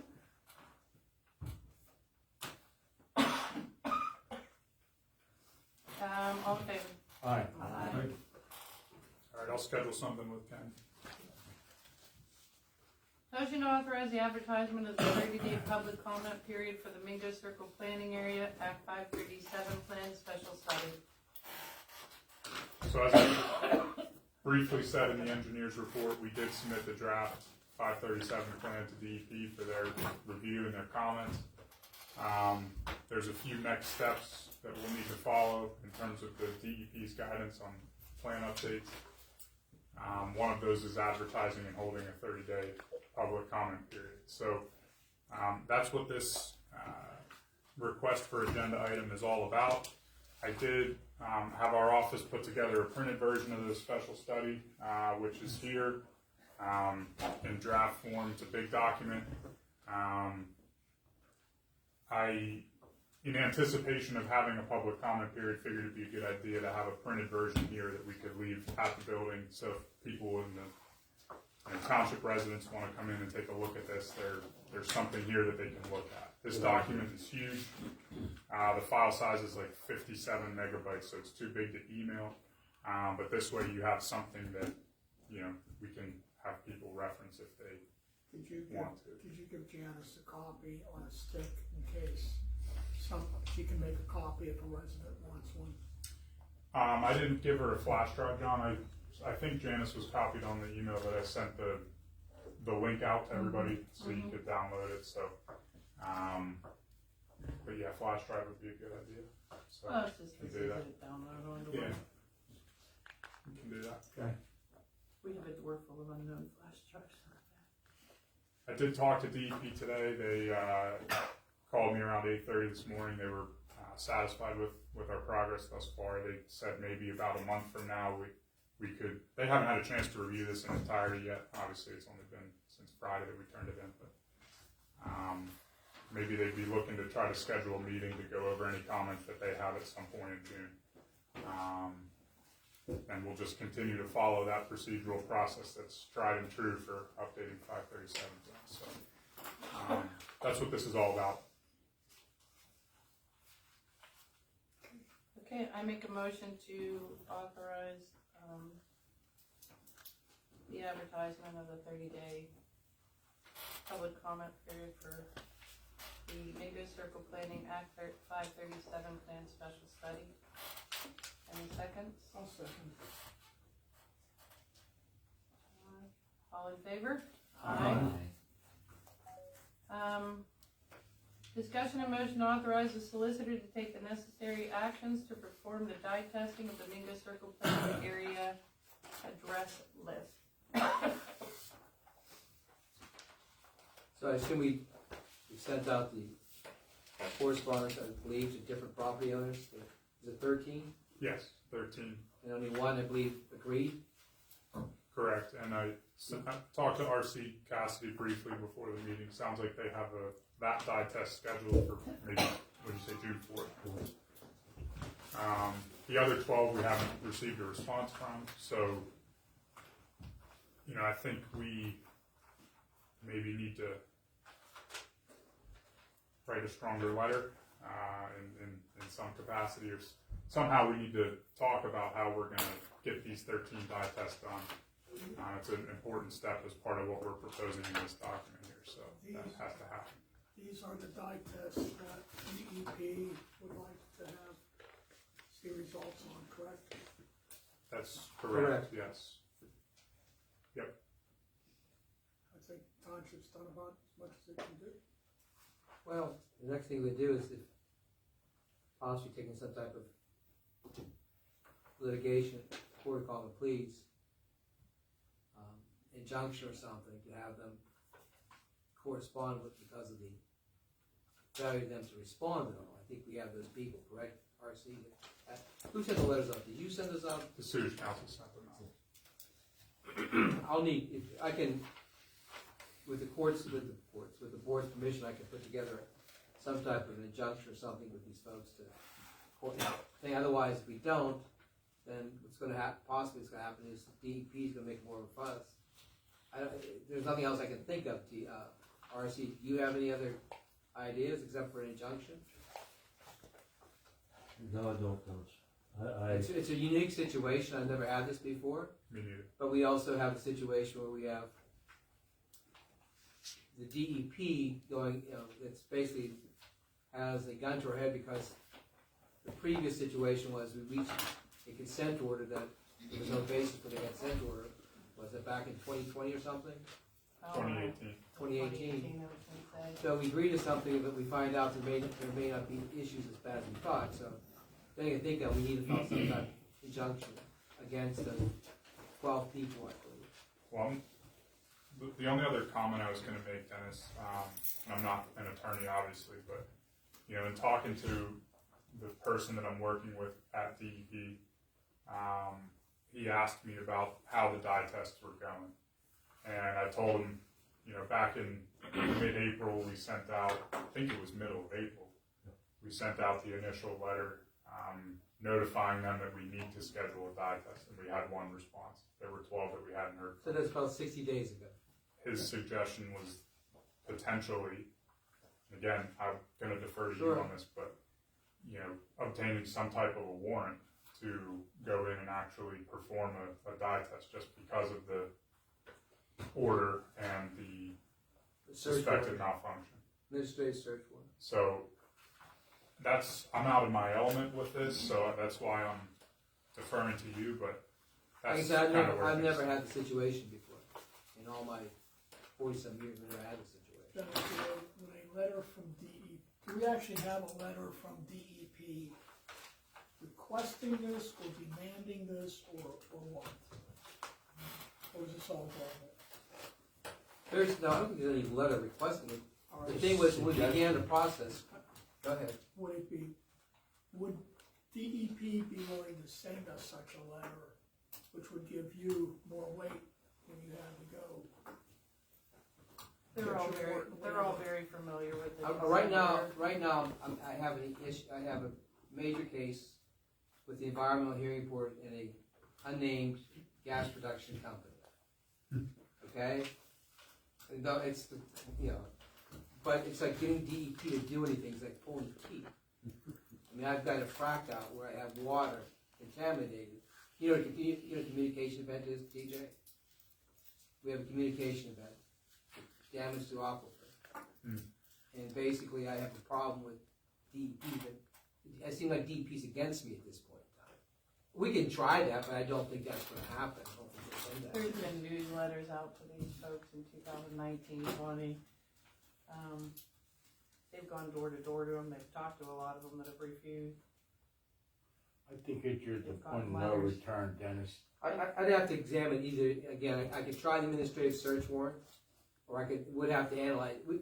Motion to authorize the solicitor to take the appropriate action. The question is, I understand the search warrant situation, but, I mean, and then if they say no, then I still got to go to court. A motion to authorize the solicitor to take the appropriate legal action against 12 owners who failed to respond to the request of the Washington County Sewage Council to do a dye test. Okay, anyone want to make that motion? That was John, any second? Second. That was 12, correct? 12. Yes, well, TJ, whoever has the letters, could you email me those letters? Yes, I will. And you'll keep us updated what Always. process as it goes, I always do. reductions there are. Okay, roll call, all in favor? Aye.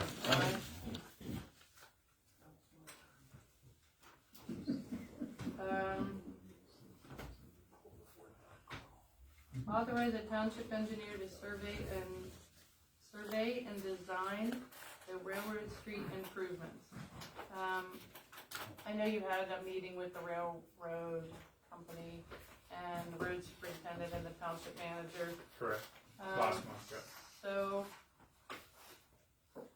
I thought that meeting went well, Michelle. They seem to be supportive of our concept at this point. We need to make a decision with Railroad Street if we're gonna pursue designing a comprehensive fix there and investing in that roadway, or what exactly we wanna do. So if that's the direction the board wants to go, there'll be some engineering costs associated with designing that, surveying, designing. Ballpark, probably 25,000 would be my guess for engineering to survey that and design. We need to coordinate with the utilities, we need to coordinate with the power company. And then, as part of this project, we'll have to decide if this is something that the road crew's gonna try to do, or if this will be a project that's bid out, and obviously the construction cost will depend on which avenue we decide to go. So that's where we're at right now with Railroad Street. I thought the railroad was pretty cooperative, so it's in a position. Gee, I'm sorry, Keith. We're ready to talk about it again now and hopefully make some decision so that our office knows how to move ahead. Is the railroad, have you spoken to those railroad representatives over here that day? Not since then, no. They're looking at us to make an application for that's what I'm asking. approval, Go back. so. I'll make the motion. I'll second the motion to authorize the township engineer to survey and design the railroad street improvements. Any other supervisor have a question or comment? All right, all in favor? Aye. Aye. Aye. Okay. John's not here. It's Yeah, good to hear. that's John's. Say aye, John. An eye's absent. That was the township engineer to survey and design the railroad street improvements. Okay, township offices and considerations and requests for changes regarding space and safety. This was on last month's, part of it was on last month's agenda about doing a safety evaluation of the township with the insurance company. I don't know how that's come out, whether or not the insurance company has been contacted. But Carl had asked for there's been a couple of staff and requests about the amount of traffic and so forth in the building and the space, and there is somewhat of a request to consider hiring another either part-time or full-time staff member. So then we are going to have a shortage of offices. So I don't know, Carl, you can take it from there since you had asked for it. We're gonna have to make some, changes in the use of space in order to accommodate additional people.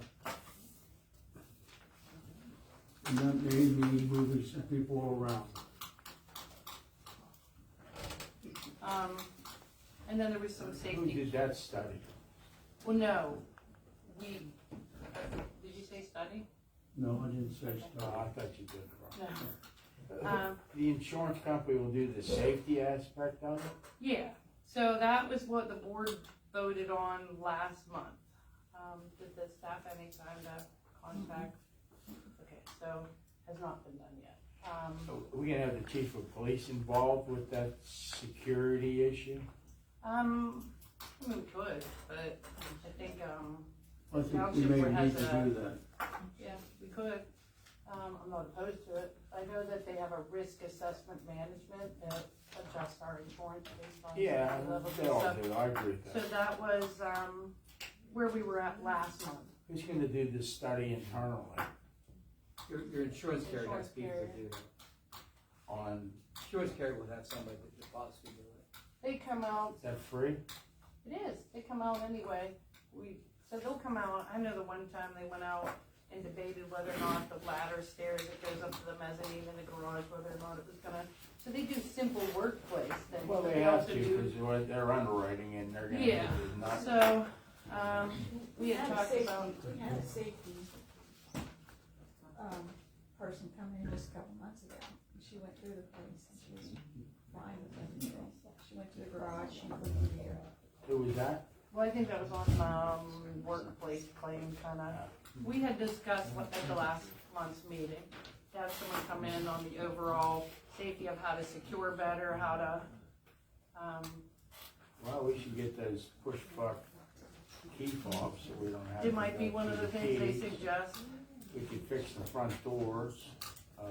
I got a whole list myself. See, and you had said at that time you wanted to be present with that, and I said, I'm in my month of May, so I will not be here, but I I know, think that, just trying to help you out. there's been some supervisors that had, been concerned with and staff members concerned with the safety, and then there was some consideration of, whether or not we would consider to hire another employee, and then that's gonna be an issue too. We're gonna have to shuffle some offices. Yeah, but if that happens, we'll have to shuffle some things around it. We don't have an office for another person, so. Well, we have a thing where all the equipment is. Might be the place, so. So this is just continuing last month's conversation on, evaluating the building safety and space. So I'll keep putting it on, see where it goes from there, if this grows. I think we'll have better ideas by the next meeting coming down. Okay, yeah, I just keep putting it on because I keep getting requested. We So- have to get that insurance company. We do have to get the insurance, that's where it's gonna start. So I can reach out to Bailey maybe. Okay. They give you like a, sorry, do they give you like a rating or do? They have also, it is crazy what Bailey has. They have, people that'll come out for free and do phishing and cybersecurity classes for free that will reduce your. Sure. I know that Jeff Lawrence had reached out about a active shooter drill as our emergency management. That brings down our insurance 5% of our overall insurance just doing it. Hey Ken, have you gotten anywhere with, I know it was you that he initially reached out to about doing. He's gonna schedule, we don't know when it's gonna happen, I don't think. He's Could you just gonna- follow up with Mr. Lawrence and maybe, because I know he was checking on your, like, road closure signs for emergencies and stuff like that, Right. and that's when he initially brought it up. I've since talked to him since, it's just kind of just laid there since then. Subscription renewal for PA Rural Water in the amount of $662. The reason that this is an agenda item, there's an incredible hike since last year. Now, I remember when I got this last year, and some of it is for stormwater, and TJ had said that keep that going at that time. The renewal for the single system 151 to 1,500 connections or taps for a storage system is the other part of this bill. And it is jumped from $85 a year to $500 a year. So I didn't know what the increase was.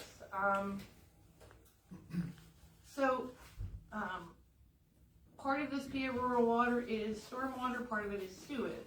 Now, in looking up on their website, I haven't talked to anyone, but I researched all the things they do for this amount of money. I had no idea that they have equipment you can use for free. Cameras for camera and storage systems and things that you can use. That's what we're paying for. Like I researched it over the weekend, and this company that we have a subscription through has many equipment for storage, repairs, and testing. And if you're a member, you can use them for free. I didn't get a list. I never called them. I merely just researched on the internet with them. But I don't know what an $85 to $500 increase. That's Where are they located? Belfont. Center part of the state. So I can't say that they don't have like satellite places. I don't know. There has to be why are we subscribing to this? You explained last year why we subscribe to the stormwater and our MS4 and stuff like that, and that's $118 a year. But we have a membership for no doubt because we have the El Rima storage system. But what does this get us? What is this world? I don't have any idea. Is your GIS through that as well, or is that separate? Separate, I think. They have a fax number, but no. Right? Yeah. Right? They mailed in, they got a fax number, right? They don't have a, even when I went to They're the not website. on the internet. Well, they have a website, kinda. It's odd. I wanna make sure we're getting, and that we are getting everything we can out of it. Does that have to do with Weezer? It must, cause it has to do with a storage system of under 1,500 connections. Okay. So, and for $85 a year, they would send us some, hey, there's a class here if you wanna take it for free, and hey, but for $500, what do we get? Good question. Why don't we, And do we have to belong to it? Is it something we have to belong to? So, since Mary Ann deals with the Weezer well, that's who bills, handed me this. Mary Ann said, hey, this bill came in, and she said, this is quite an increase from last year. can't she find some information or get a brochure from them or something since we pay Yeah. the bill? Yeah, get So some data. this all happened on Friday, and That's she's fine. like, do you want me to pay this renewal for this? So it came to her because she does sewage, and she said, this is a 5-time increase from Yeah, I last saw year. the numbers. Wow. So, Do we need a motion if we table it? no, I just, if it's okay, I'm gonna pass this on to do research on what do we get for this, whether or not we Good want to idea. continue this, but Mary Ann needed some direction, so she handed it to me on Friday, so what do you want me to do with this? Do I just renew it? I don't even know what it is. Could I suggest that maybe a call from Mary Ann to Tanya Peters Creek Monday, Tuesday? Why wouldn't she just call the company, Dawn? She can just call the company, I do not wanna bother, Peters Creek doesn't want to do something that's under 1,500. We'll get some. Yeah, Mary Ann can call PA Rural Water and see what they're offering for the subscription. Exactly. Simple. Very good. Execute professional service escrow agreement and road entry agreement with Jeffrey Gregg at 61 McChain Road. This is what you were working on for Peters Creek Sanitary happen or something like that, am I correct? Maybe, maybe not. There's been so much on McChain Road lately. This is a special, So we got an escrow agreement, professional service agreement. this is a form of policy we put in place. And this is a road entry permit at the last page.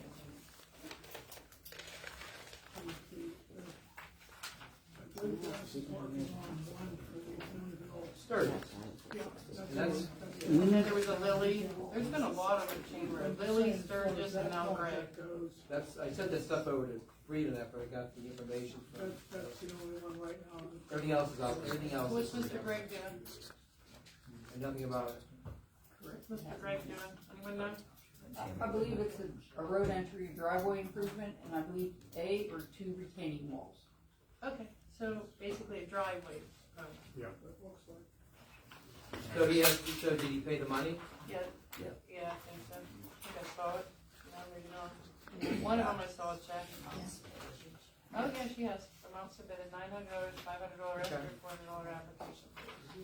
So, I'm gonna make a motion to enter into the escrow agreement and the professional service agreement for the road entry for Mr. Jeffrey Gregg at 61 McChain Road. Second. All in favor? Aye. Okay, you said the other ones you can't do, right? There's two other ones you have that, So I have two other ones that were given to me this evening that are not on the agenda because I didn't know about them. I mean, you're supposed, Yeah. you're supposed to have it, it's supposed to be on the agenda. The problem is, one of them is dating back to, this one's just real recent. This one's just today, what the hell is going on? But this one here, the checks,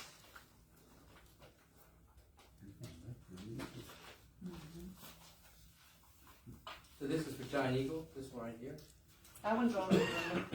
Giant Eagle's on the agenda. But this one isn't. There's two that are not.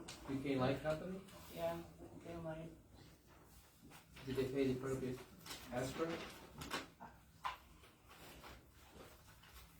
it's in the folder, it says needs executed. It's not on the agenda, but, Well, we're not spending any money. yeah, but that Parkland, that Parkland school case is still before the Supreme Court. Now,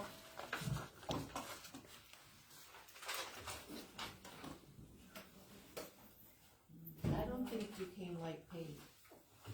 you can like to not pay? He sent like a copy of the check and he was supposed to come in. But we can't approve the agreement unless we Okay, have the then I money, can't the pay. money in hand. Okay. So just don't even worry about it. Because what we, like I said, we adopted that policy, we don't want the taxpayers paying for all this stuff. Okay. Mr. Gregg is executed. Alright, next agenda item. Adopt an ordinance vacating a portion of Bridgeville Street. I move to, table that at the request of the applicant. That would be the El Rima Tavern, who is working under a temporary occupancy permit and does not want to vacate that till she gets an access to 837. So if we vacate this road, she loses her access. It's gonna be $100. Yeah, she requested to table it. She had no idea they were gonna ask for a traffic study. Second your motion. All right. All in favor of placing Aye. this on the table? Aye. Aye. Discussion motion guardrail replacement on Pleasant View Road. There was an accident involving a truck on Pleasant View Road. Took out a guardrail. What section of Pleasant View Road, Ken? 100 block, it's right before Ray Lane. Okay. Now, I did get it, I just checked my emails when I got in here, I got the third, estimate for guardrail, so I do have 3 estimates. So, in the end, the insurance company will be paying for it, but we cannot wait months for an insurance company to pay for the guardrail because guide rail, you're not allowed to say guardrail anymore. Right. It will become a dangerous situation if we just sit around with no guide rail there waiting for the insurance company. So, Ken got 3 estimates. So this would be basically a motion to replace it. Do we put in there that we get reimbursed from the insurance company, or we just say we're replacing it? That's administrative. Just make the motion what it is. Okay. I'll make a motion, we take the lowest responsible bidder to Who is- replace the who is- firewall. Who's the lowest responsible bidder, Mr. Puglisi? How much I is don't that? have them with me. How much is that recent one, Ken? It was like 10 grand. Okay, there's one I don't for have the exact 9,000 figure. something, it's 10,900, I think. Is that the one in the folder? Or What the do we- email? how can you approve it? I don't know how to do that. So do we have the bids here or not? Not She big. has 2 of them, and I just got an email. Who's, These are from Interstate. Are they, do we have them?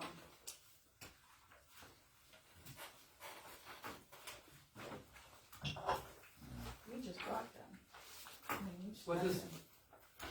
Do we have a proposal with an agreement or anything, or not? No agreements, we This is Ken proposed. just got, It's Ken just just a, got it's just proposals. a, cost estimate. Phone cost, a phone bid kind of thing. So Chuck took it out. He couldn't speak a lick of English, I couldn't even talk to him. Now we're dealing with He an didn't know how insurance to read company. English neither. He was talking through his phone as a translator or something, the police officer said. But we have a guide rail that needs fixed. Well, we have to fix it, but We have to fix it, and we are gonna get reimbursed I from the got the insurance police company, report, I couldn't understand the guy. He spoke Arabic or but the something. key is doing this vote. What if he prints the third one? Well, give me the, yeah, in case something, I don't even have an amount. Kenny, go print the third one. Oh, good. I don't have an amount to place in the bid. I got it. We didn't need the motion. So this is for, Mr. Puglisi, Ken, this is for a contract. We have proposals for someone to replace the guide rail, correct? Mm-hmm. What are the two that we have the two here today? We have 2, I gave her 2 yesterday, and I just got one on my computer whenever I came to this meeting, I didn't even print it, didn't send it or nothing. TJ, what does the law say about having projects at 10,000 or more in terms of bonds? Well, you need 3 written quotes, right? And what about the bond? How many He's saying contracts? there's a 9,000 one, it's very, what about under 10,000, because we got a 9,000 something one, he says. If it's over 10,000, we have to have one. Yeah, bond. that's debatable. He's saying the lowest bid is 9,000 something. It's so we under have to have 10,000. It is, we sent an email on it. Under 10,000. I told him if it was under 10, get me 3 phone bids. So they're saying if it's 10,000 or more, we have to have a. The one that they sent out yesterday is under 10. It's like 9,300, 98. I didn't see it Well, in it- my email, so I just wanted to track it. While they track those down, do you want to come back to it? Yeah, we can come back to that item. Okay, we're gonna go to the next item and come back to that. Oh, we're skipping, Holman's already been done. We have fireworks. Then they will fireworks, requested fireworks display on July 25th, 2025. This is their fireman's fair, the same request they always do. Also includes that they're going to provide the township with the appropriate insurance documentation. So I make a motion to approve Dunedin Fire Department's request for firework display on July 25th, 2025. Second. All in favor? Aye. You have a proposal? Discussion and motion to enter into professional agreement escrow with Giant Eagle Corp. This is same thing as the last one. They had a zoning hearing board hearing about a sign. And they're entering into an escrow and a professional service agreement. Same as Mr. Gregg on McCain Road. All in favor? Wait a minute, You need a motion, right? did they identify the property that was going on? This has nothing to do with any of that. This has to do No, with, it's just with the sign. It would have given us who the ownership this is. doesn't have anything to do with that. This has to do with an agreement that they're gonna pay our professionals to find out that question.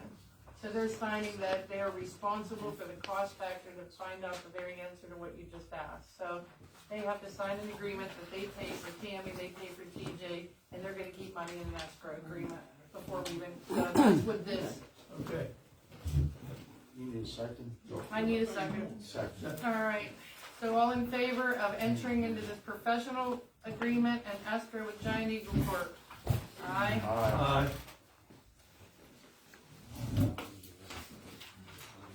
Now we are circling back to, item letter L, the guide rail replacement on Pleasant View Road. So the one from Pleasant View for today is, the rough price is 75 to 87.5 feet. A rotary guide rail with radius should be under 10,000. That's pretty. Who is that? Pretty vague. Interstate, we used Interstate like 6 times, I think, in 2023. I think we replaced the one out here 4 times with them alone, on Cold Bluff, yeah. The one with They were the Penline, only ones that would ever even, Penline says lump sum pricing for the following: 75 linear foot remove existing guide rail, 11 each plastic offset blocks, 6 each some type of whatever guide rail posts, and 6 guide rail elements. Includes mobilization and traffic control, $9,945. they knew it was gonna have to be under 10. It's like they know. Roughly under 10 or $9,994. They know the rules. Green Acres Contracting has a much more definitive. Says that includes bonding, license, drug test. It's 10,200. So we gotta take the low guy? 9,900 and something? I don't know, does 9,945. it say the, Who's that from, Dennis? Have you looked these over, TJ? You know what has to be done? Have you looked these over again? Yeah. And does Penline meet our specifications? I mean, I'm not a They all contractor. do. they all do.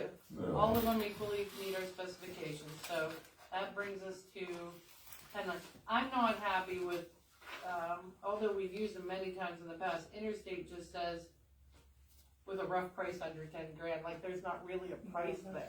Who's the I low can't person? call that Penline? responsible. Headline. Penline. Well, I can tell you, Penline and Green Acres sent a guy out. Interstate did not. Yeah, and they seem to be much more detailed and a bit more precise. So are we getting, He says Penline meets the specifications based Okay. upon that. there you go? It's under 10. So it's under 10. Anybody wanna make a motion to, replace the guardrail using Penline Inc. on Pleasant View Road? Make that motion. Second. Paul made the motion, Larry second, all in favor? Aye. Okay.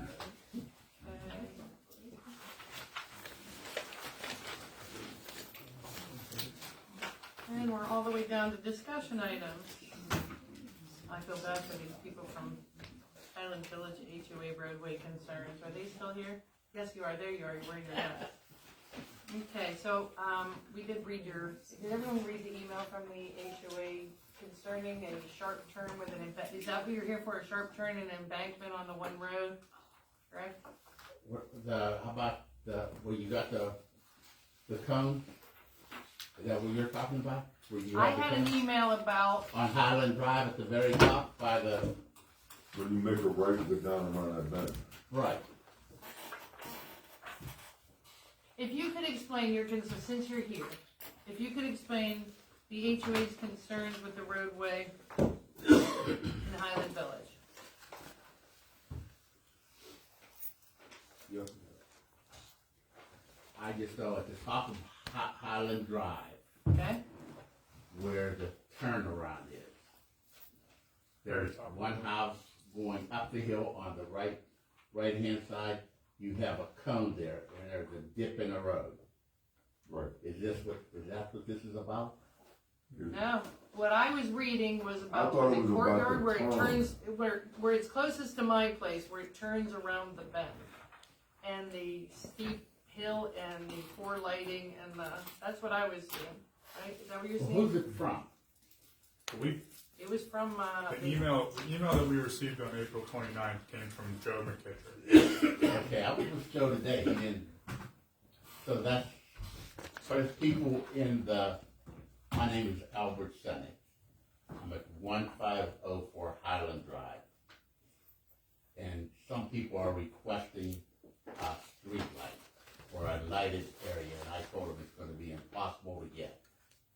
So one issue on Highland, that's Highland going in, It's right? right there where you go into the, Right where you go into the plant. So correct.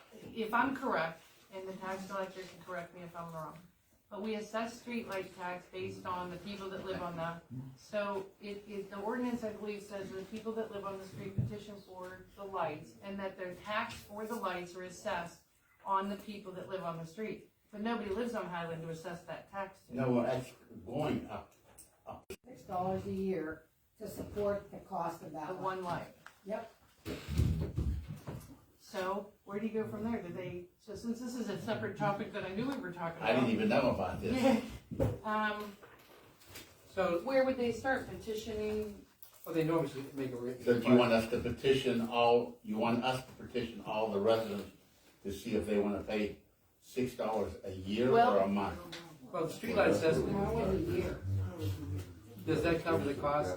It's based on how many residents are in the community. and then There's it's 120 homes. There's not that many in the Boyka plant. Pardon me?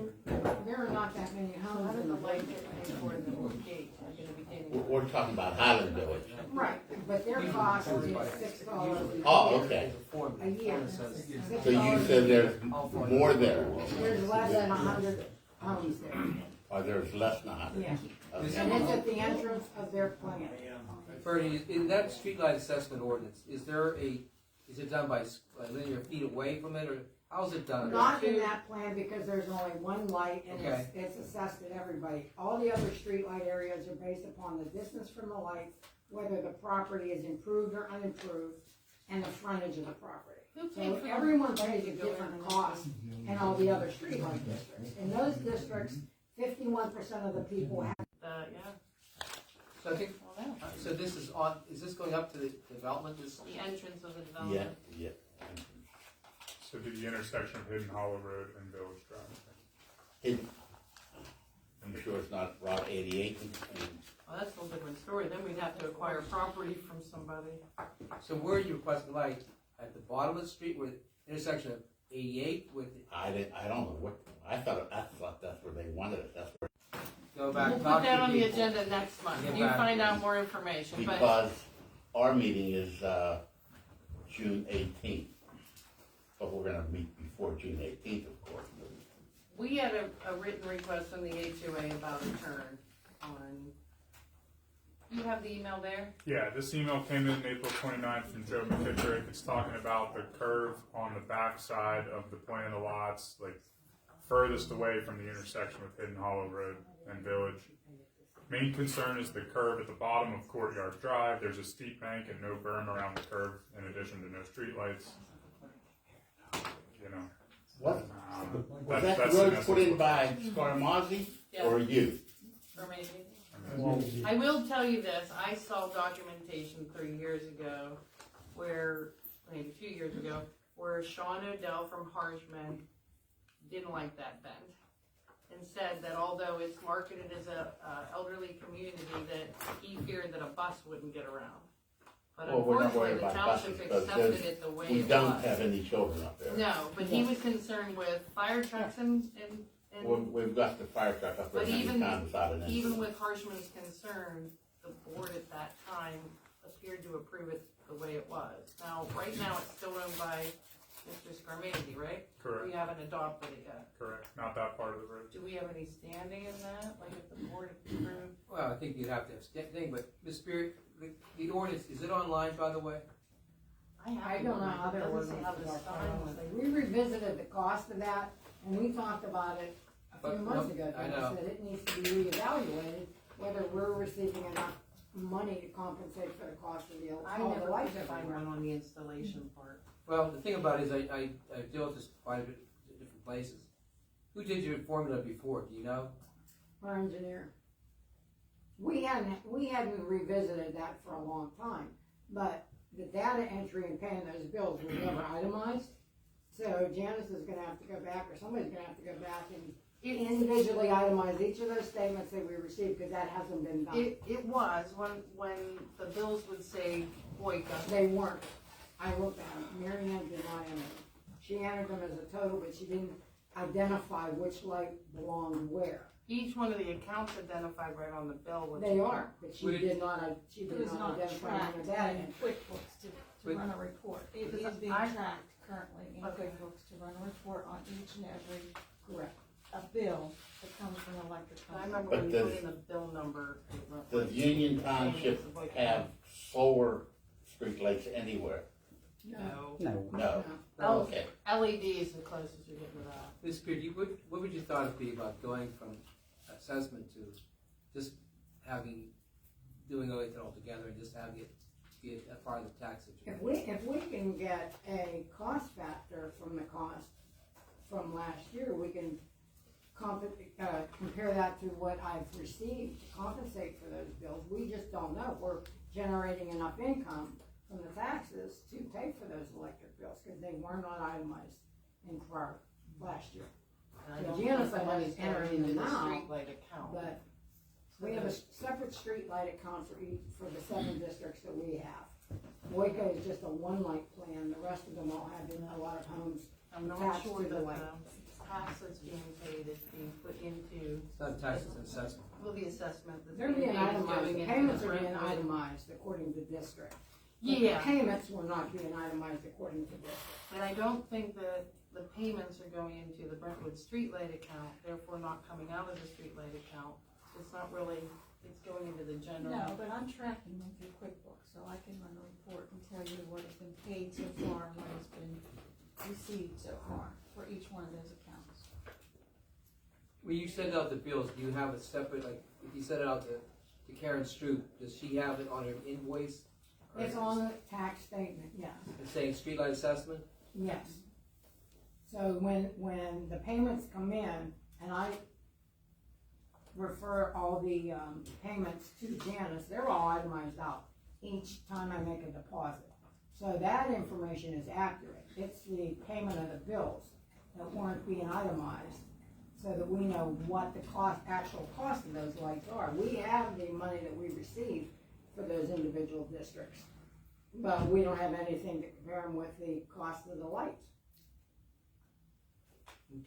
So moving on, we were already onto this turn thing when you reverted backwards, so. All right. I think we're on this turn, right? We used to talk about the stomach. Yeah, but. Well, I from that to- thought started it was reading about a letter the about dip in the that. road. So in You- summary. You know what I'm talking about? Yeah. What's the, There's a sinkhole up there. what's your idea of that? TJ, Now we're on the did third you subject. tell that Joe, or did you talk to Joe about that sinkhole? Not yet. Okay. So, in summary, I think we got 3 things we're dealing with. The street light, we need a specific request from the HOA on where they would even want it to go. That's gotta be the first step. Then we have 2 road issues. One is the sinkhole at the top of Highland Drive. Island Drive. Now, we accepted those roads from Scarmazy Homes last year, and we also have an 18-month maintenance bond, and that's in place. So if there's a problem with the road that we just accepted, I think we need to notify Scarmazy of the issue so that their contractor can come out and repair that under the maintenance That's bond. exactly what I would say. So that's I would that agree with- issue. So Sorry. that's, And then the other issue that we have, issue number 3, is this email that we got from Joe. somebody else on the HOA board, and I think, I don't know that there's much we can do with this yet since it's not our roadway. We haven't accepted it, for one. They did build that road in accordance with the approved plan, but, you know, someday in the future, if that road is ours, then maybe we can have a conversation with PennDOT and our municipal services rep about if there's any, you know, vehicle safety measures that could be put up there, whether it's bollards or whether it's guide rails or whether there's some type of signage for a sharp curve. But it is a sharp curve and there is a pretty steep embankment there, so I think that's something we could look at in the future, but I don't know that that's right now. In There's TJ, nothing we can ask Mr. Scarmazy to do in condition to adopt, because they've already approved it already. Yeah, they've built what's shown on the drawings that Union Township That the approved. township approved. So we, That's my assessment. because I know in the email it asked like maybe, you know, before the township takes over this road, ask Mr. Scarmese to fix this issue, but I don't know that we have a standing to do that. Right. If he's already been approved for it. But the sinkhole we do. Yeah. The and sinkhole happened in the last month. it was pretty recent, I think, right? Yes. Yeah, so I think, But someone from your department came up and put a cone in and marked the road. Is that your marking? Yeah. was that last November that we took those roads over? I wanna see if it's growing. I think. Oh, okay. December, November. So, this, do we know what caused the sinkhole? Mines. I would say no. It's at, What? it's at the top of the plateau, really. We're going What's south. that? The sinkhole's at the top of the plateau. It's not, It's not up water, water. but last time I checked, it was about 18 inches deep. Yeah. Okay, so, Okay. you got a path forward for the street lights? Yeah, I'll bring Get it us some now at the information end, from and then them, we'll yeah. come down to visit you. You could tell the other gentleman from the HOA, Correct. he got his answer that unfortunately the township years ago approved that road to be exactly the way it is. Way it is. The township has no standing to ask Mr. Scarmese to change what they approved. He's hard to deal with, since he's almost out of there. And you told me that. All right, thank you both. All right. Thank you. El Raymond storage issue and the dye testing procedures. So, as it was briefly touched upon before, we have a DEP storage complaint. Someone believes there is storage on the ground in El Raymond.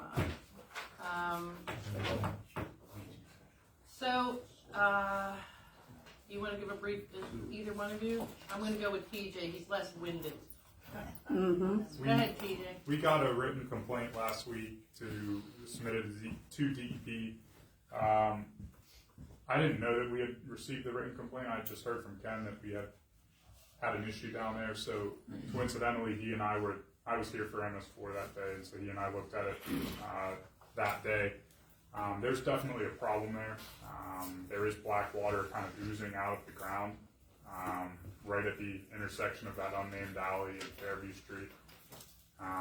So we've been looking at the as-built drawings. We've been looking, Michelle tracked down all the sewage permits that were issued for that vicinity, I'll say. I think we've narrowed it down to a couple potential addresses, and I think the next step will be to notify those addresses, for Tammy's office to do that. We'll probably need to dye test it. I'm suspecting that there's a house down there that's not connected to the sewage system, potentially still using the old septic and leach field from before 2010 when the project was constructed. So the only way to know that is to do the dye test and confirm. So I think that's kind of the basis of the complaint, and once these property owners are notified, we'll have to decide here amongst ourselves who's going to actually carry out the dye test. So that's up for discussion. I have a question for Mr. Sutter. Goose Creek Sanitary, do they have an in-house person for such a thing? No.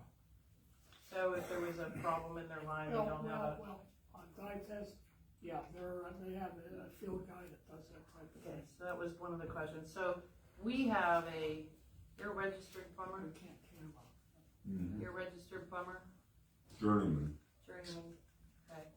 So, Ken had offered, since he is licensed to do dye tests and stuff at the savings of the township, to just do these dye tests at his regular hourly wage, not hire him to do just at his regular wages for the township, that he could go down and do these dye tests since he's certified. So that's where TJ came with the procedures for the dye testing. That's good with everybody, and TJ and Ken would be working on dye testing. Yeah. We're narrowing it down right now. Yeah, originally the as-built showed 2 properties that weren't tied in. Yep.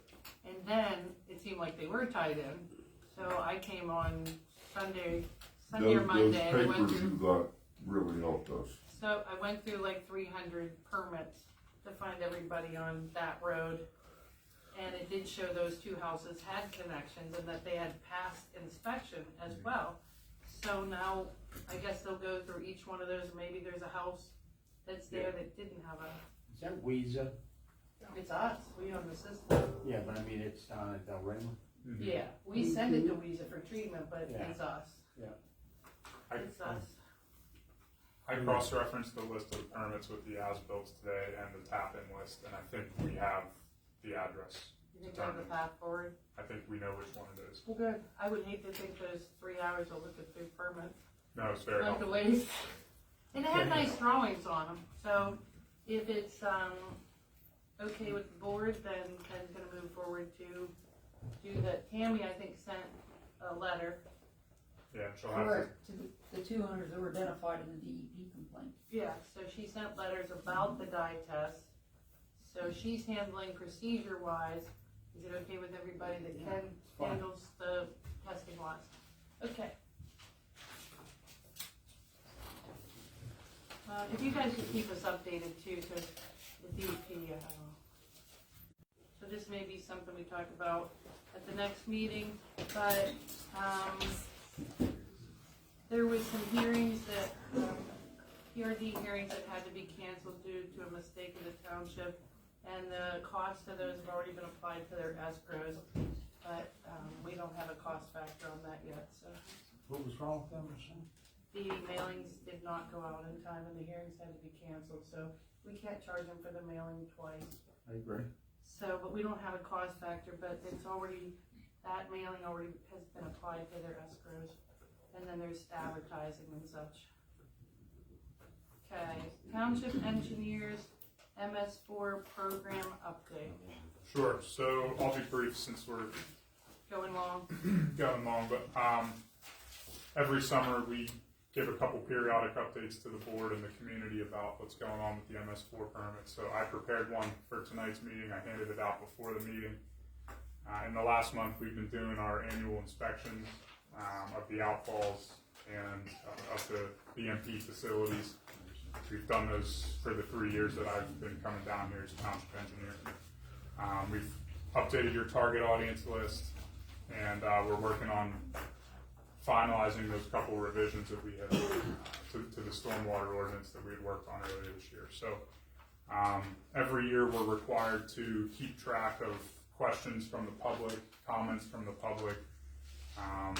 If there's any non-stormwater discharges to the storm sewer system that are observed by the public and reported to the community, we have to keep track of those. So I'll make another progress report at our June meeting. There's a number of tasks that we still have to complete. We'll get those done by the June 30th deadline. But like I ask every year around this time, if there are any questions from the public about our stormwater program here in Union Township, or if you see anything that looks like it's not stormwater being discharged to the storm sewers, please bring that up. Please, make those comments known. We're required to track those and include those in an annual report. We've had some, like the conversation today, we'll document that as part of stormwater concerns. We had some conversations earlier this year about Cardox Road and what we were doing over there. So all that stuff will get tracked. It's all public participation. It's all part of our MS4 program. So that's where we stand. If there's any questions about it, please let me know. We'll take care of these handful of items that still need to be done before end of June. But that's where we're at with the MS4 program.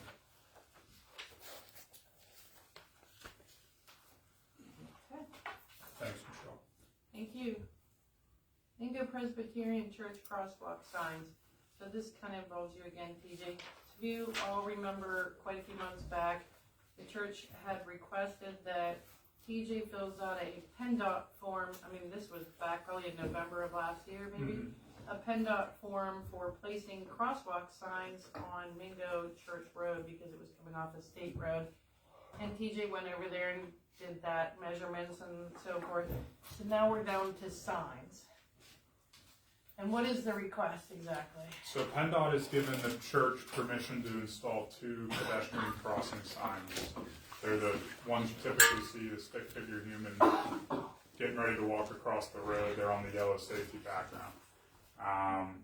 So they have approval to install 2 signs. They've asked for 2 additional signs, which I suspect PennDOT will approve that. We're talking about a total of 4 signs. PennDOT is strict about who can install signs in the state road right away. Basically, it's only PennDOT or the municipalities. So the question is, you know, in terms of buying the signs and installing them, you know, is that something that Union Township's going to do? Are we going to do that and then invoice the church for that? That's what the conversation is. Now that we have approval for these signs, we need to talk about the mechanics of actually installing. So we're supposed to buy them and install them? So I don't know, man. Yeah, I think the only people who could put the signs in, Larry, are PennDOT or us. Right. So it's us. So PennDOT's not going to do it. So it's going to be us. We'll probably buy the signs and install them. I would think the road crew would do that. And then the question becomes: do we invoice the church for that? How much do we Is there a talk cost? about money-wise? Ken, did you Some of those 30 by 30 signs, they're considered customized signs, and their prices. So maybe we can come up with, so we've How already. about some numbers, some cost? $500 a piece. Each? What type of, I'm sorry, what type of sign? So, the Presbyterian Church coming towards Mr. Cheplin's place, you come off of 88. Right. Back in November or September, somewhere in there, we voted to have TJ do the measurement. They want a crosswalk there because people come off of 88. So now we're into installation of signs in the crosswalk. Signs saying what? Saying it's a crosswalk. They're 30 by 30? They're pedestrian You crossing need them on signs. 88 saying you're gonna turn, you need them on both sides of the crosswalk, and you need the labeling on the. So, now the question is, who's paying? How far back from the intersection are they? They're right at the crossing location. So right by the front door of the church. They put the Who's crosswalk the in. installer? Who's paying? What do you want? Us We too? don't, I don't know that this has ever happened before. Why don't we get a number that says it's gonna cost us and we decide what we wanna do? Do we pick it up and whatever? Well, I the meant to fact call- is if we're not willing to pay for anything, then why get a cost factor? That's where this starts. I'm gonna Like, call are we what it is, considering Michelle. paying for signs? I always start at cost, then you make a Well, decision based on if that. nobody wants to spend a nickel, then you don't go further. I'm Is gonna the call board willing US to Municipal consider tomorrow. paying for the signs? I mean, it's not really a board motion, that's why it's a discussion item. Is this something we wanna consider? At this point, do we tell the church that it's their signs? It goes, I mean, I wanna do it for a church. At the same time, when are we doing it for a business? When are we doing it for are we going down a path? That's the question I'm gonna have. So, you know, it's not, are we setting a precedent that every time somebody wants signs going into their business or a crosswalk for their business, is it, I don't know, is that are we setting a precedent? I think they would be willing to pay for their signs. And I understand we have to place them because it's our road, I get Yeah, that. but State road. Maybe, Maybe church is a state road. no, states would have to pay for Both it. of them are state roads. they're not, They doesn't, they're they not, don't pay for they it. said if the They church. actually have to. Well, they don't care if there's ever a sign there, so it's a matter of the church wants the sign there, so. Matter of opinion. So I think the thought process is you want to get some type of cost from somebody about what it costs, Yeah. and then say it will be basically tell the church it's gonna cost $1,000. If you want, you know, we'll do it, so forth. Is that what Yeah. council? is that You what- know whether it's $100 or $1,000. I don't know, it's If saying you the get cost. the information, how do you make a decision? And I knew we wouldn't have cost tonight, Larry, that's why I wanted it I for understand. discussion, so. I'm not saying, I'm not. I'd say let's get the cost, let's put it on the agenda next month, and then decide how we wanna split up the price. Parking lot across the street, But crosswalk sign. I do think it sets a dangerous precedent. It does. I mean, at what point does, you know, if I open up my property across the street from my business and I make it a parking lot, and I come to the township and I want a crosswalk sign and some things, are you guys gonna do that for me? Well, we have a crosswalks in question. Before, did they get signs that those same churches and things? Did they, no, they didn't get it. So, That's what I'm saying, we're setting up, we have we have Stone Church, you know, he wanted a crosswalk there and, I agree with Dennis, safest thing to do is to have them pay the cost, but that's Yeah. your guys' decision to make, so. Yeah, we don't do that. I would approach them about that, I would at least put them on notice that that might be a thing. It's not against that particular church, it's just, we have a bunch of situations very similar to this that we could be dealing with soon. Okay.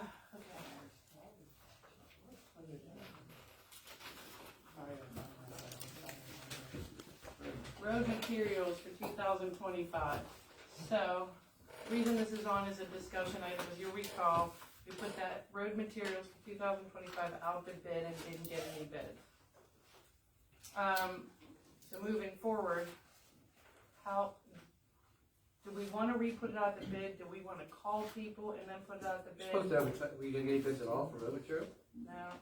Can we use liquid fuels to pay for that material and piping if we never got a bid? I don't, haven't, no, I don't know. No, but you That's what I'm can. saying, I don't know. So What's we, the path forward? I know every place I go, I've been opening the bids the past couple months or so, we're getting bids from everybody. There is a list of people that I have gotten bids from when that Rick Skavinsky or whatever. Skavinsky. Skavinsky. And there is a list of, that I called out when we put it out. It's still advertised and still put it out the bid, but also sent them the bid thing. This time around, we didn't get any bids, but I questioned whether or not if we can pay for the aggregates and piping or anything, if we didn't have any bids, a motion to award bids through liquid, if we can't pay it through liquid fuels, what do we wanna do? How much you gonna need, Kenny? You have any idea? I gave Janice a list of what I was gonna need. Not much, it was under 200 tons for everything. So it's not a large amount, I right? remember, that must be why, like, sitting here, my first time we put it out to bids with like Steve Parrish and Larry Spear. Do you remember how much stuff they put out to bid? They were never gonna use that much. They put out a massive, and you don't have to buy that much. Right. But thinking back, maybe that's why they did it, because people would bid on it. Maybe they made exorbitant numbers. They'll go back and look how much you. Yeah, I'm just saying, it seemed like, I looked at those and I remember sitting next to Larry's bar and him going, you had to use that much stone in a lifetime. And I'm like, well, why are we putting all that out? Well, whenever we go to start Jack Street, we are gonna use a lot of 2A. Will we be able to use liquid fuels to pay for that if we never got a bid? That was my question, that's why it's on the agenda. So we, You have to bid it, if I'm not mistaken, but I could be wrong. yeah, and I don't know, that's why I'm looking to you Let guys. me ask, do you know how much stone you'll need or material you need? Last year, I'll be truthful with you, I didn't buy any stone. I mean, maybe 10 truckloads the whole year We because wanna know about this. we got stone for free from a company that was milling up a parking lot, and there was a bunch of 2A in there. How much stone do you need this year? How much do you stone do you need? need this year? How much We're do you talking need? How this much year. I need this year? That's what they asked. You don't do much. 300 tons. 300 tons. What does stone cost? What's that ton? What's an old? I don't ever get to see the prices. If I may, the county has a program that you can, they bid that stuff out, and for smaller communities that need small amounts, you can use their It's price. actually- It's called co-stars. Yeah. That's what I said. And we can get it through co-stars. Right. It was, I think, a lot more money than a lot of the bidding, but whatever the board wants to do, I just wanted to path forward because we didn't get any bids for that, so I put it on the agenda to discuss what we wanna do, because if we buy the stone that he needs, we won't be able to use the wood fuels for it. And we see that what CoStar's charges, and if it seems reasonable. We've been I'm big seeing on that. our stone back in January for other places. How much, so all you need stone, you don't need a pipe or anything, or? I do need pipe, but nobody beats Cox's price on pipe. Then he can put a bid in and we can use liquid fuels to pay for it. I will do that. I never heard of Cox's pipe. Cox's talking about Bethel Park on Industrial Boulevard. Mm-hmm. So what you normally should be doing is you should be putting together your list of things you need, like January or something. Cox, I've been dealing with Cox for 30 years. And when I called up there, they actually gave me a price that was higher than what the co-star price was. So I called them back and I said, listen, this is no good. And they gave me another price that was cheaper than anybody. He can't hear. I don't think He it, can't what hear. she's trying to say is that in order to use liquid fuels, you have to go through competitive bidding at times. And the fact is, even though co-stars may charge, say, you might buy from Larry Spear a 100-foot pipe for $10,000, and you know, Co-stars is 12, you can't use can't. liquid fuels to buy his. We're not using liquid fuels for that. We're not. but he has to How about understand the that. stove? Well, when, I think it's up at the end of June, isn't it? What's that? It's up at the end of June What's up with for us to decide who we're gonna get our stones Season from. bidding, I guess. It went till June. Is what he's saying, I think. Ken, if we get a larger quantity, you can start up the Nike site. Yeah, So we can get it before June? yeah, Well, maybe that solves the Maybe that initial is the problem, solve, right? right. You got 10 acres up there or something, you know? 17, I think. There you go. But that pipe price, You can pay for it. nobody can touch it. Well, why don't you plan on it? Just store it up there. She's saying that we could also pay for it out of another fund. Act 13 stuff too. Get back to it. Sounds like a management problem. No problem. We handle. Okay. Bids for the 2025 paving project. So, my understanding, the tar and chipping, that the person that was awarded the tar and chipping part of the project does not want the tar and chipping part of the project. Is that for Lobster on Road, Able Road? Yeah. Why don't we Am I understanding that correctly, like the person that won They the? want the whole bid, they don't want just the Okay, top so I went back and looked at the bid process. What we put out the bid was a project called the 2025 paving project, and they were both on there. So the paving and the tar and chipping were on the same bid, not as alternate one, alternate two. I'm of the position, we shouldn't tar and chip Lobster Road or Able Road until EQT is done. This is the problem. Was that all one No, project, or I were talked those to two separate? I talked to Stephanie and Joanna, and they don't have to bid all of it, they can bid just part of it. It's not one bid, they don't have to bid So the whole thing. I talked to Jonah yesterday, and she said, I said, well, how do we move forward with the tar and chipping? So if the person, so one of the people only bid on part of the project, the other one bid on everything. But the person that bid on only part was the person that was the lowest on the paving. Now we're having issues on the tar and chipping. So since the board had decided to do the tar and chipping, I asked her what the path forward is. So she said we'd have to re-put out, advertise the tar and chipping. Would be the only way liquid fuels would pay for it. The low guy doesn't wanna do the tar and chipping. He's low on the She paving. said, yeah, he didn't even bid the tar and chipping. He didn't even bid the whole project. So He he's the only low bid guy part of on the that- paving. On the paving, but he only bid the paving, he didn't bid the tar and chipping. Tar and chipping. So everybody else bid both the paving and the tar and chipping consistent down the line. So the person that got the cheapest on the tar and chipping doesn't wanna do the tar and chipping, he's saying, I did the whole project, not the tar and chipping. Okay, makes I sense. understand that. So how do we achieve getting the tar and chipping done? So the path forward with, what Jonas said, the path forward was to either award the whole bid to the lowest person that bid on everything, or re-put out tar and chipping, Separate. re-advertise it.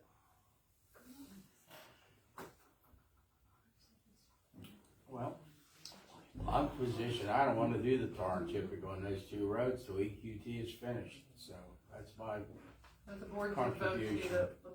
the board as a whole voted to do the tar and chipping well, on Lob's Run sometime in September. So moving forward, how do we accomplish that? So we will probably have to re-advertise. So we have to be Or award the lowest person that bid on the entire project. So when we did the bid specs, normally when I've done it, sometimes I do get involved with PennDOT. Did we put down that bidder A, that, you know, you can bid on all three items, say A, B, and C, or did we say basically, we didn't say that? You shake your head no. I mean, I wasn't We put, involved, but I don't think it looks like we have different alternate. Because usually when I do them, I'll put, you know, you have the ability to vote, you know, you have options, there's three options, A, B, and C. Right. You can vote, you can propose for all A, B, and C, or you can on A, but not on B and C. That's how I've done it before. You understand what I'm saying? I do, that's. Was that familiar done with here? that. I don't know, we didn't. I wasn't involved with this at all. I did them. There's a section for 1A and 2A, which is the paving portion of it, and then there's a section for the tar and chipping. But in your there should be, because in that top, that page where you have the graphs, there should be a blank paragraph that says, and you put the instructions. Is that done that way? That, Yes, that's what I'm I talking got about. that from PennDOT. PennDOT gave that to me. So it's what they call the common standard situation. You know, like I said, when I've done those before for like different municipalities, I get involved for some stupid reason, and I always put, you know, again, you know, you have the option of bidding on A or B or C or both or all together, and I put that in. It doesn't say that anything, does it? Not that specific, no. You understand what I'm talking about? I Dave? do, yes. And that's the way you would do it. I'm peeking over Janice's shoulder, but it looks like we took unit price consideration on under one combined bid, is what it looks like to me. So they'd have to bid on everything or not. I don't have it in front of me, so I don't know. I wasn't involved. It looks like to me that it was a combined bid for everything. So in that, then I asked PennDOT, what do we do moving forward to do tar and chipping? And she said as far as liquid fuels, you either have to take, they're fine paying for the paving with the highest bidder on the paving or whatever. Whether or not that leaves you in a liability of a suit from one of the people that did the whole project, she couldn't verify. Have we received any communications from anybody about this proposal saying they object to it or anything? Tresco. What does Tresco say? Tresco's the one that received the bid for the paving. And they don't want just the paving bid, they want the whole bid. I thought it was vice versa. I saw one that got the paving was fine with it, but the person that got the tar and chipping didn't want just tar and chipping. I don't, so Tresco said they want everything, but we will. Tresco got the tar and chipping, but they said we didn't bid on tar and chipping, we bid on the whole thing. So how did we award the bids at the last meeting? We gave Tresco the tar and chip bid, and Nagy Construction got the Nagy only bid on paving. They didn't bid the tar and chip. They didn't bid on the project as a whole. So They bid on a portion of it. so with all the options, Tresco was the cheapest in everything. Is that what? I don't know, there No. was like a bunch of other bids too. No, Tresco was the cheapest on tar and chip, but not on paving. But I thought. So what's their objection again? They don't want They just the tar just and got chip. the tar and chip bid, they don't want the tar and chip bid. Do we know who the person that was the cheapest on the project as a whole? I know there was multiple bid people, but if you put the two together, who was the bottom line cheapest on the I entire? would have to go back through here and, So we already approved the bids, didn't we? yes. I didn't know they weren't separate on the advertisement at the time, until I saw the letter. I don't know, I can't tell you, I don't know what's going on. We can make a motion at the next meeting. I was bringing the topic up at this one. You can see it's just a discussion item, but we have to figure out what path we're gonna go forward to accomplish that tar and chip, and whether or not we wanna look at giving them the whole paving, 2025 paving to the person that did the entire project the lowest or not.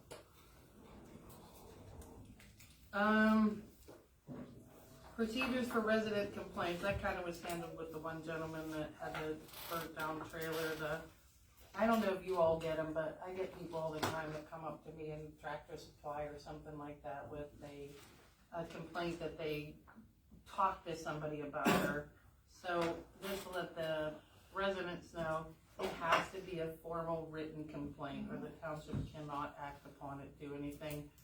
And although you may have been looking at it for 6 months, we don't know you've been looking at it for 6 months unless you tell us. So it's always a story of like, it's been like that. They've only mowed it once last year, as we've heard, but we don't know unless you come and fill out a written complaint. There's a form. We just don't, yeah, there's a form.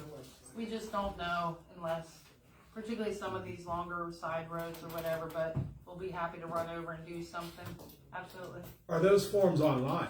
They are online, and they're here at the township, so they are on the website. What you gotta remember is I'm just now moving back out to my parents' house. Oh, okay. So that's why I wasn't living there. I was taking care of it and maintaining it. Now that I'm living there, that's why I wanted You these can see it more. answers. Because I'm living in here, I'm living out here permanently now. Okay. That's why I'm trying to get the answers so I know how to handle things in the future. Yeah, there's one kind of behind you in the plan over there, and there was a couple of people that were just leaving phone messages anonymously, and I feel bad because we really can't act on them.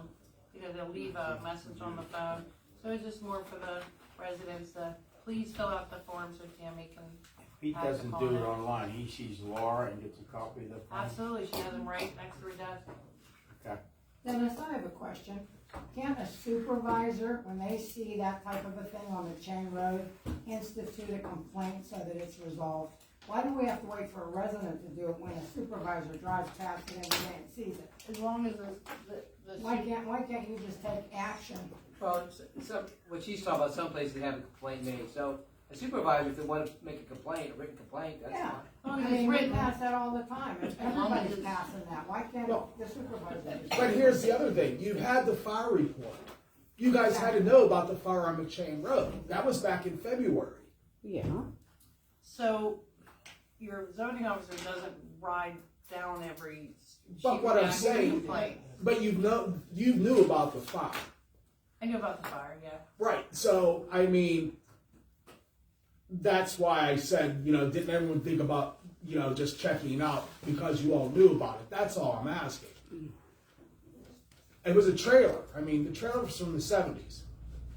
Yeah, I don't know that any of us thought, you hear about the fire, it goes right by until somebody says, hey, there's nothing happening here. Hey, did they get, I don't know if they got a demolition permit there. There's so many permits that come through here.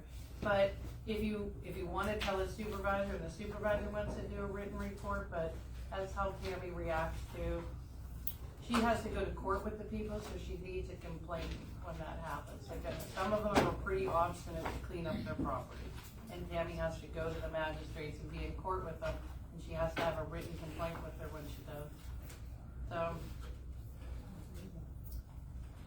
I gave him a 10. PAWC road openings and projects. This was TJ's item late in the game. Yeah. So Janice handed me, I guess we got some permits. Was that last week, Janice? Yeah. Pennsylvania American wants a road opening permit for water lines under Patterson Road, I think from 88 up to Holt Road, which is a decent distance, about 3,000 feet. It does go right past the EQT well site. Ken attended, a pre-construction meeting maybe yesterday.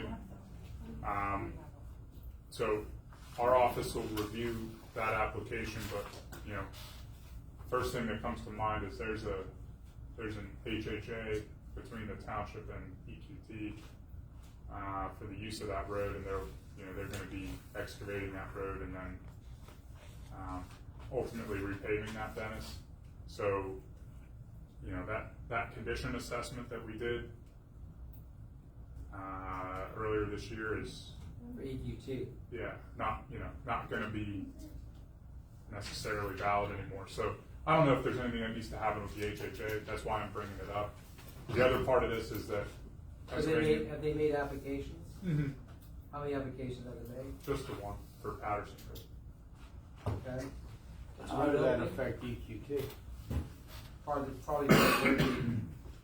If anything, it'll affect their heavy hauling agreement. They're responsible for any damage to the road that their vehicles do while they're using it. and we have a baseline What reuse. about egress and all that good stuff? Wow. Their vehicles aren't coming that way. They're all coming from Philly already. Yeah, I mean, there'll be traffic implications there while they're putting That's water what I'm lines. saying, Sure. they're not talking, compacts going up in there, they got major pieces of equipment. Yeah. Yeah, excavators and trailers and yeah. Drilling equipment. The other part of this is that, you know, we did issue a road opening permit to Pennsylvania American earlier this year, January, for Beverly Road, which they did the work over there, and they haven't, as far as I know, they haven't done the final surface restoration over there. They're responsible to pave that road now that they've come through there. They haven't done that yet. It ain't done. That needs to happen, but I just wanted to bring up, we did get a rather substantial road opening permit for the water company in the same exact vicinity that EQT has a heavy hauling agreement. So I don't know if that impacts anything with the heavy hauling agreement, Dennis, but I'll send you the application, you can take a look at it. But I picked the applications up today, so thanks, and we'll start to review them. You said applicate, just what? Just the one, yeah, sorry, thank you. I got a question. Does Casper Coliseum get a hold of you to let you know when they're gonna do that resurfacing? Yeah, they'll need to notify the They will. township and our office, yeah. Cause that's what I was, You can ask them after the meeting. about that one over on, Ross Street. Okay, can we talk After the meeting? Would, Okay, you see TJ every day. Okay, it's a long one. All right. Approval of invoices from the escrow account dated May 23rd, 2025 in the amount of $12,377.56. I'll make you make a motion to approve? Carl made the motion, I'll second. All in favor? Aye. Approval of invoices to the El Rima storage account dated May 23rd in the amount of $7,961.15. I'll make it. Second. Suzanne made the motion, Carl second. All in favor? Aye. Aye. Approval of invoices from the Overlook Storage account dated May 23rd, 2025 in the amount of $816.12. I'll make the motion. Suzanne made the motion. I'll second. All in favor? Aye. Aye. Approval of invoices dated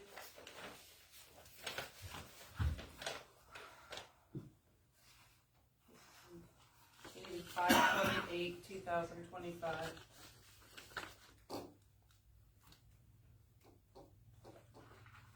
In the amount of $240,561.38.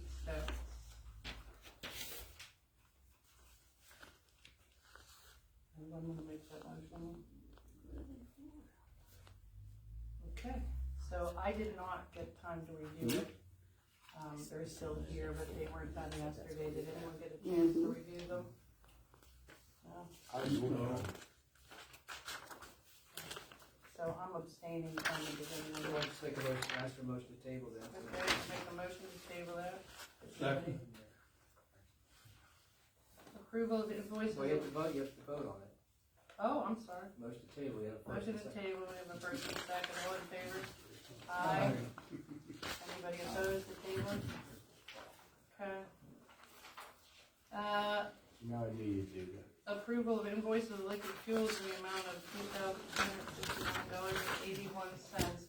Also, that's dated, I guess it's dated 5/28 today. Over here.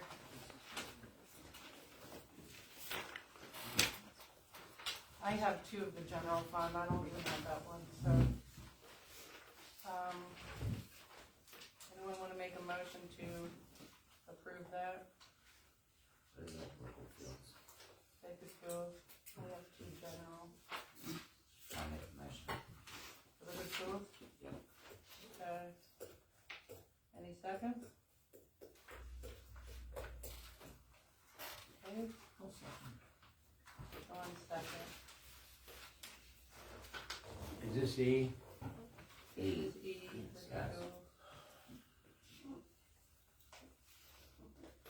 Okay, that was Suzanne and John. All in favor? Aye.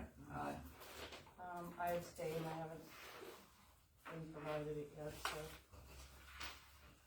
Did you vote, Carl? I didn't hear. Abstain. Approval of payroll dated 4/25/2025 in the amount of $22,018.96. So John made the motion, Second. Carl second, all in favor? Aye. Abstain. Okay. Motion to approve the payroll dated 5/9/2025 in the amount of $24,663.50.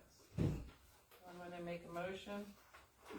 I'll make, okay, John made the motion, I'll second. All in favor? Aye. Aye.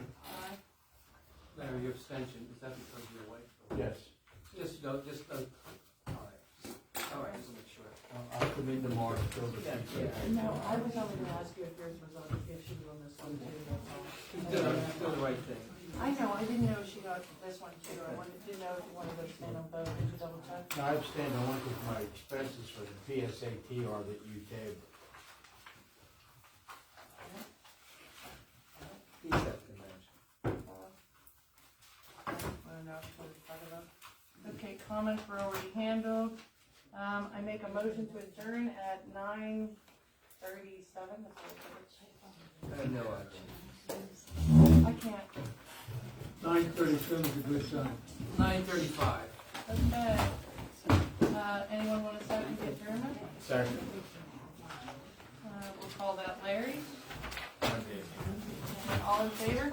Aye. I did South Debate Township, 1 hour. 45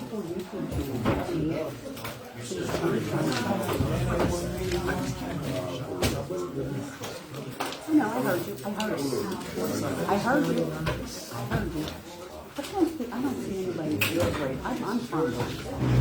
I'm coming up like Porter's Corner. 20 Porter's Corner. Whatever. Between 88 and Brown. Yeah, I know. That's where I lived, grew up. Always. So I've always lived in King, but I don't think there's anybody great there. I don't do anything. Even sometimes. I know, she's a drug dealer. I know. No, I know about that. Who's that white Carla? Carla. He's across the street. Tell me, oh, yeah. Oh, that's my husband. That's my husband. That's his ex-wife. So I know all about those. Yeah, and it was just like, you know. I know about those people. And actually, the people that I know that live there will be glad once it's cleaned out.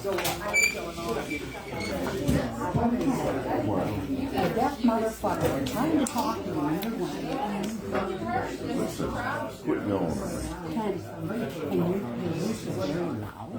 So, When you talk to me, I wasn't talking to the guy. I said to him, you can't tell him to shut up and you can talk. did you say that? Yeah.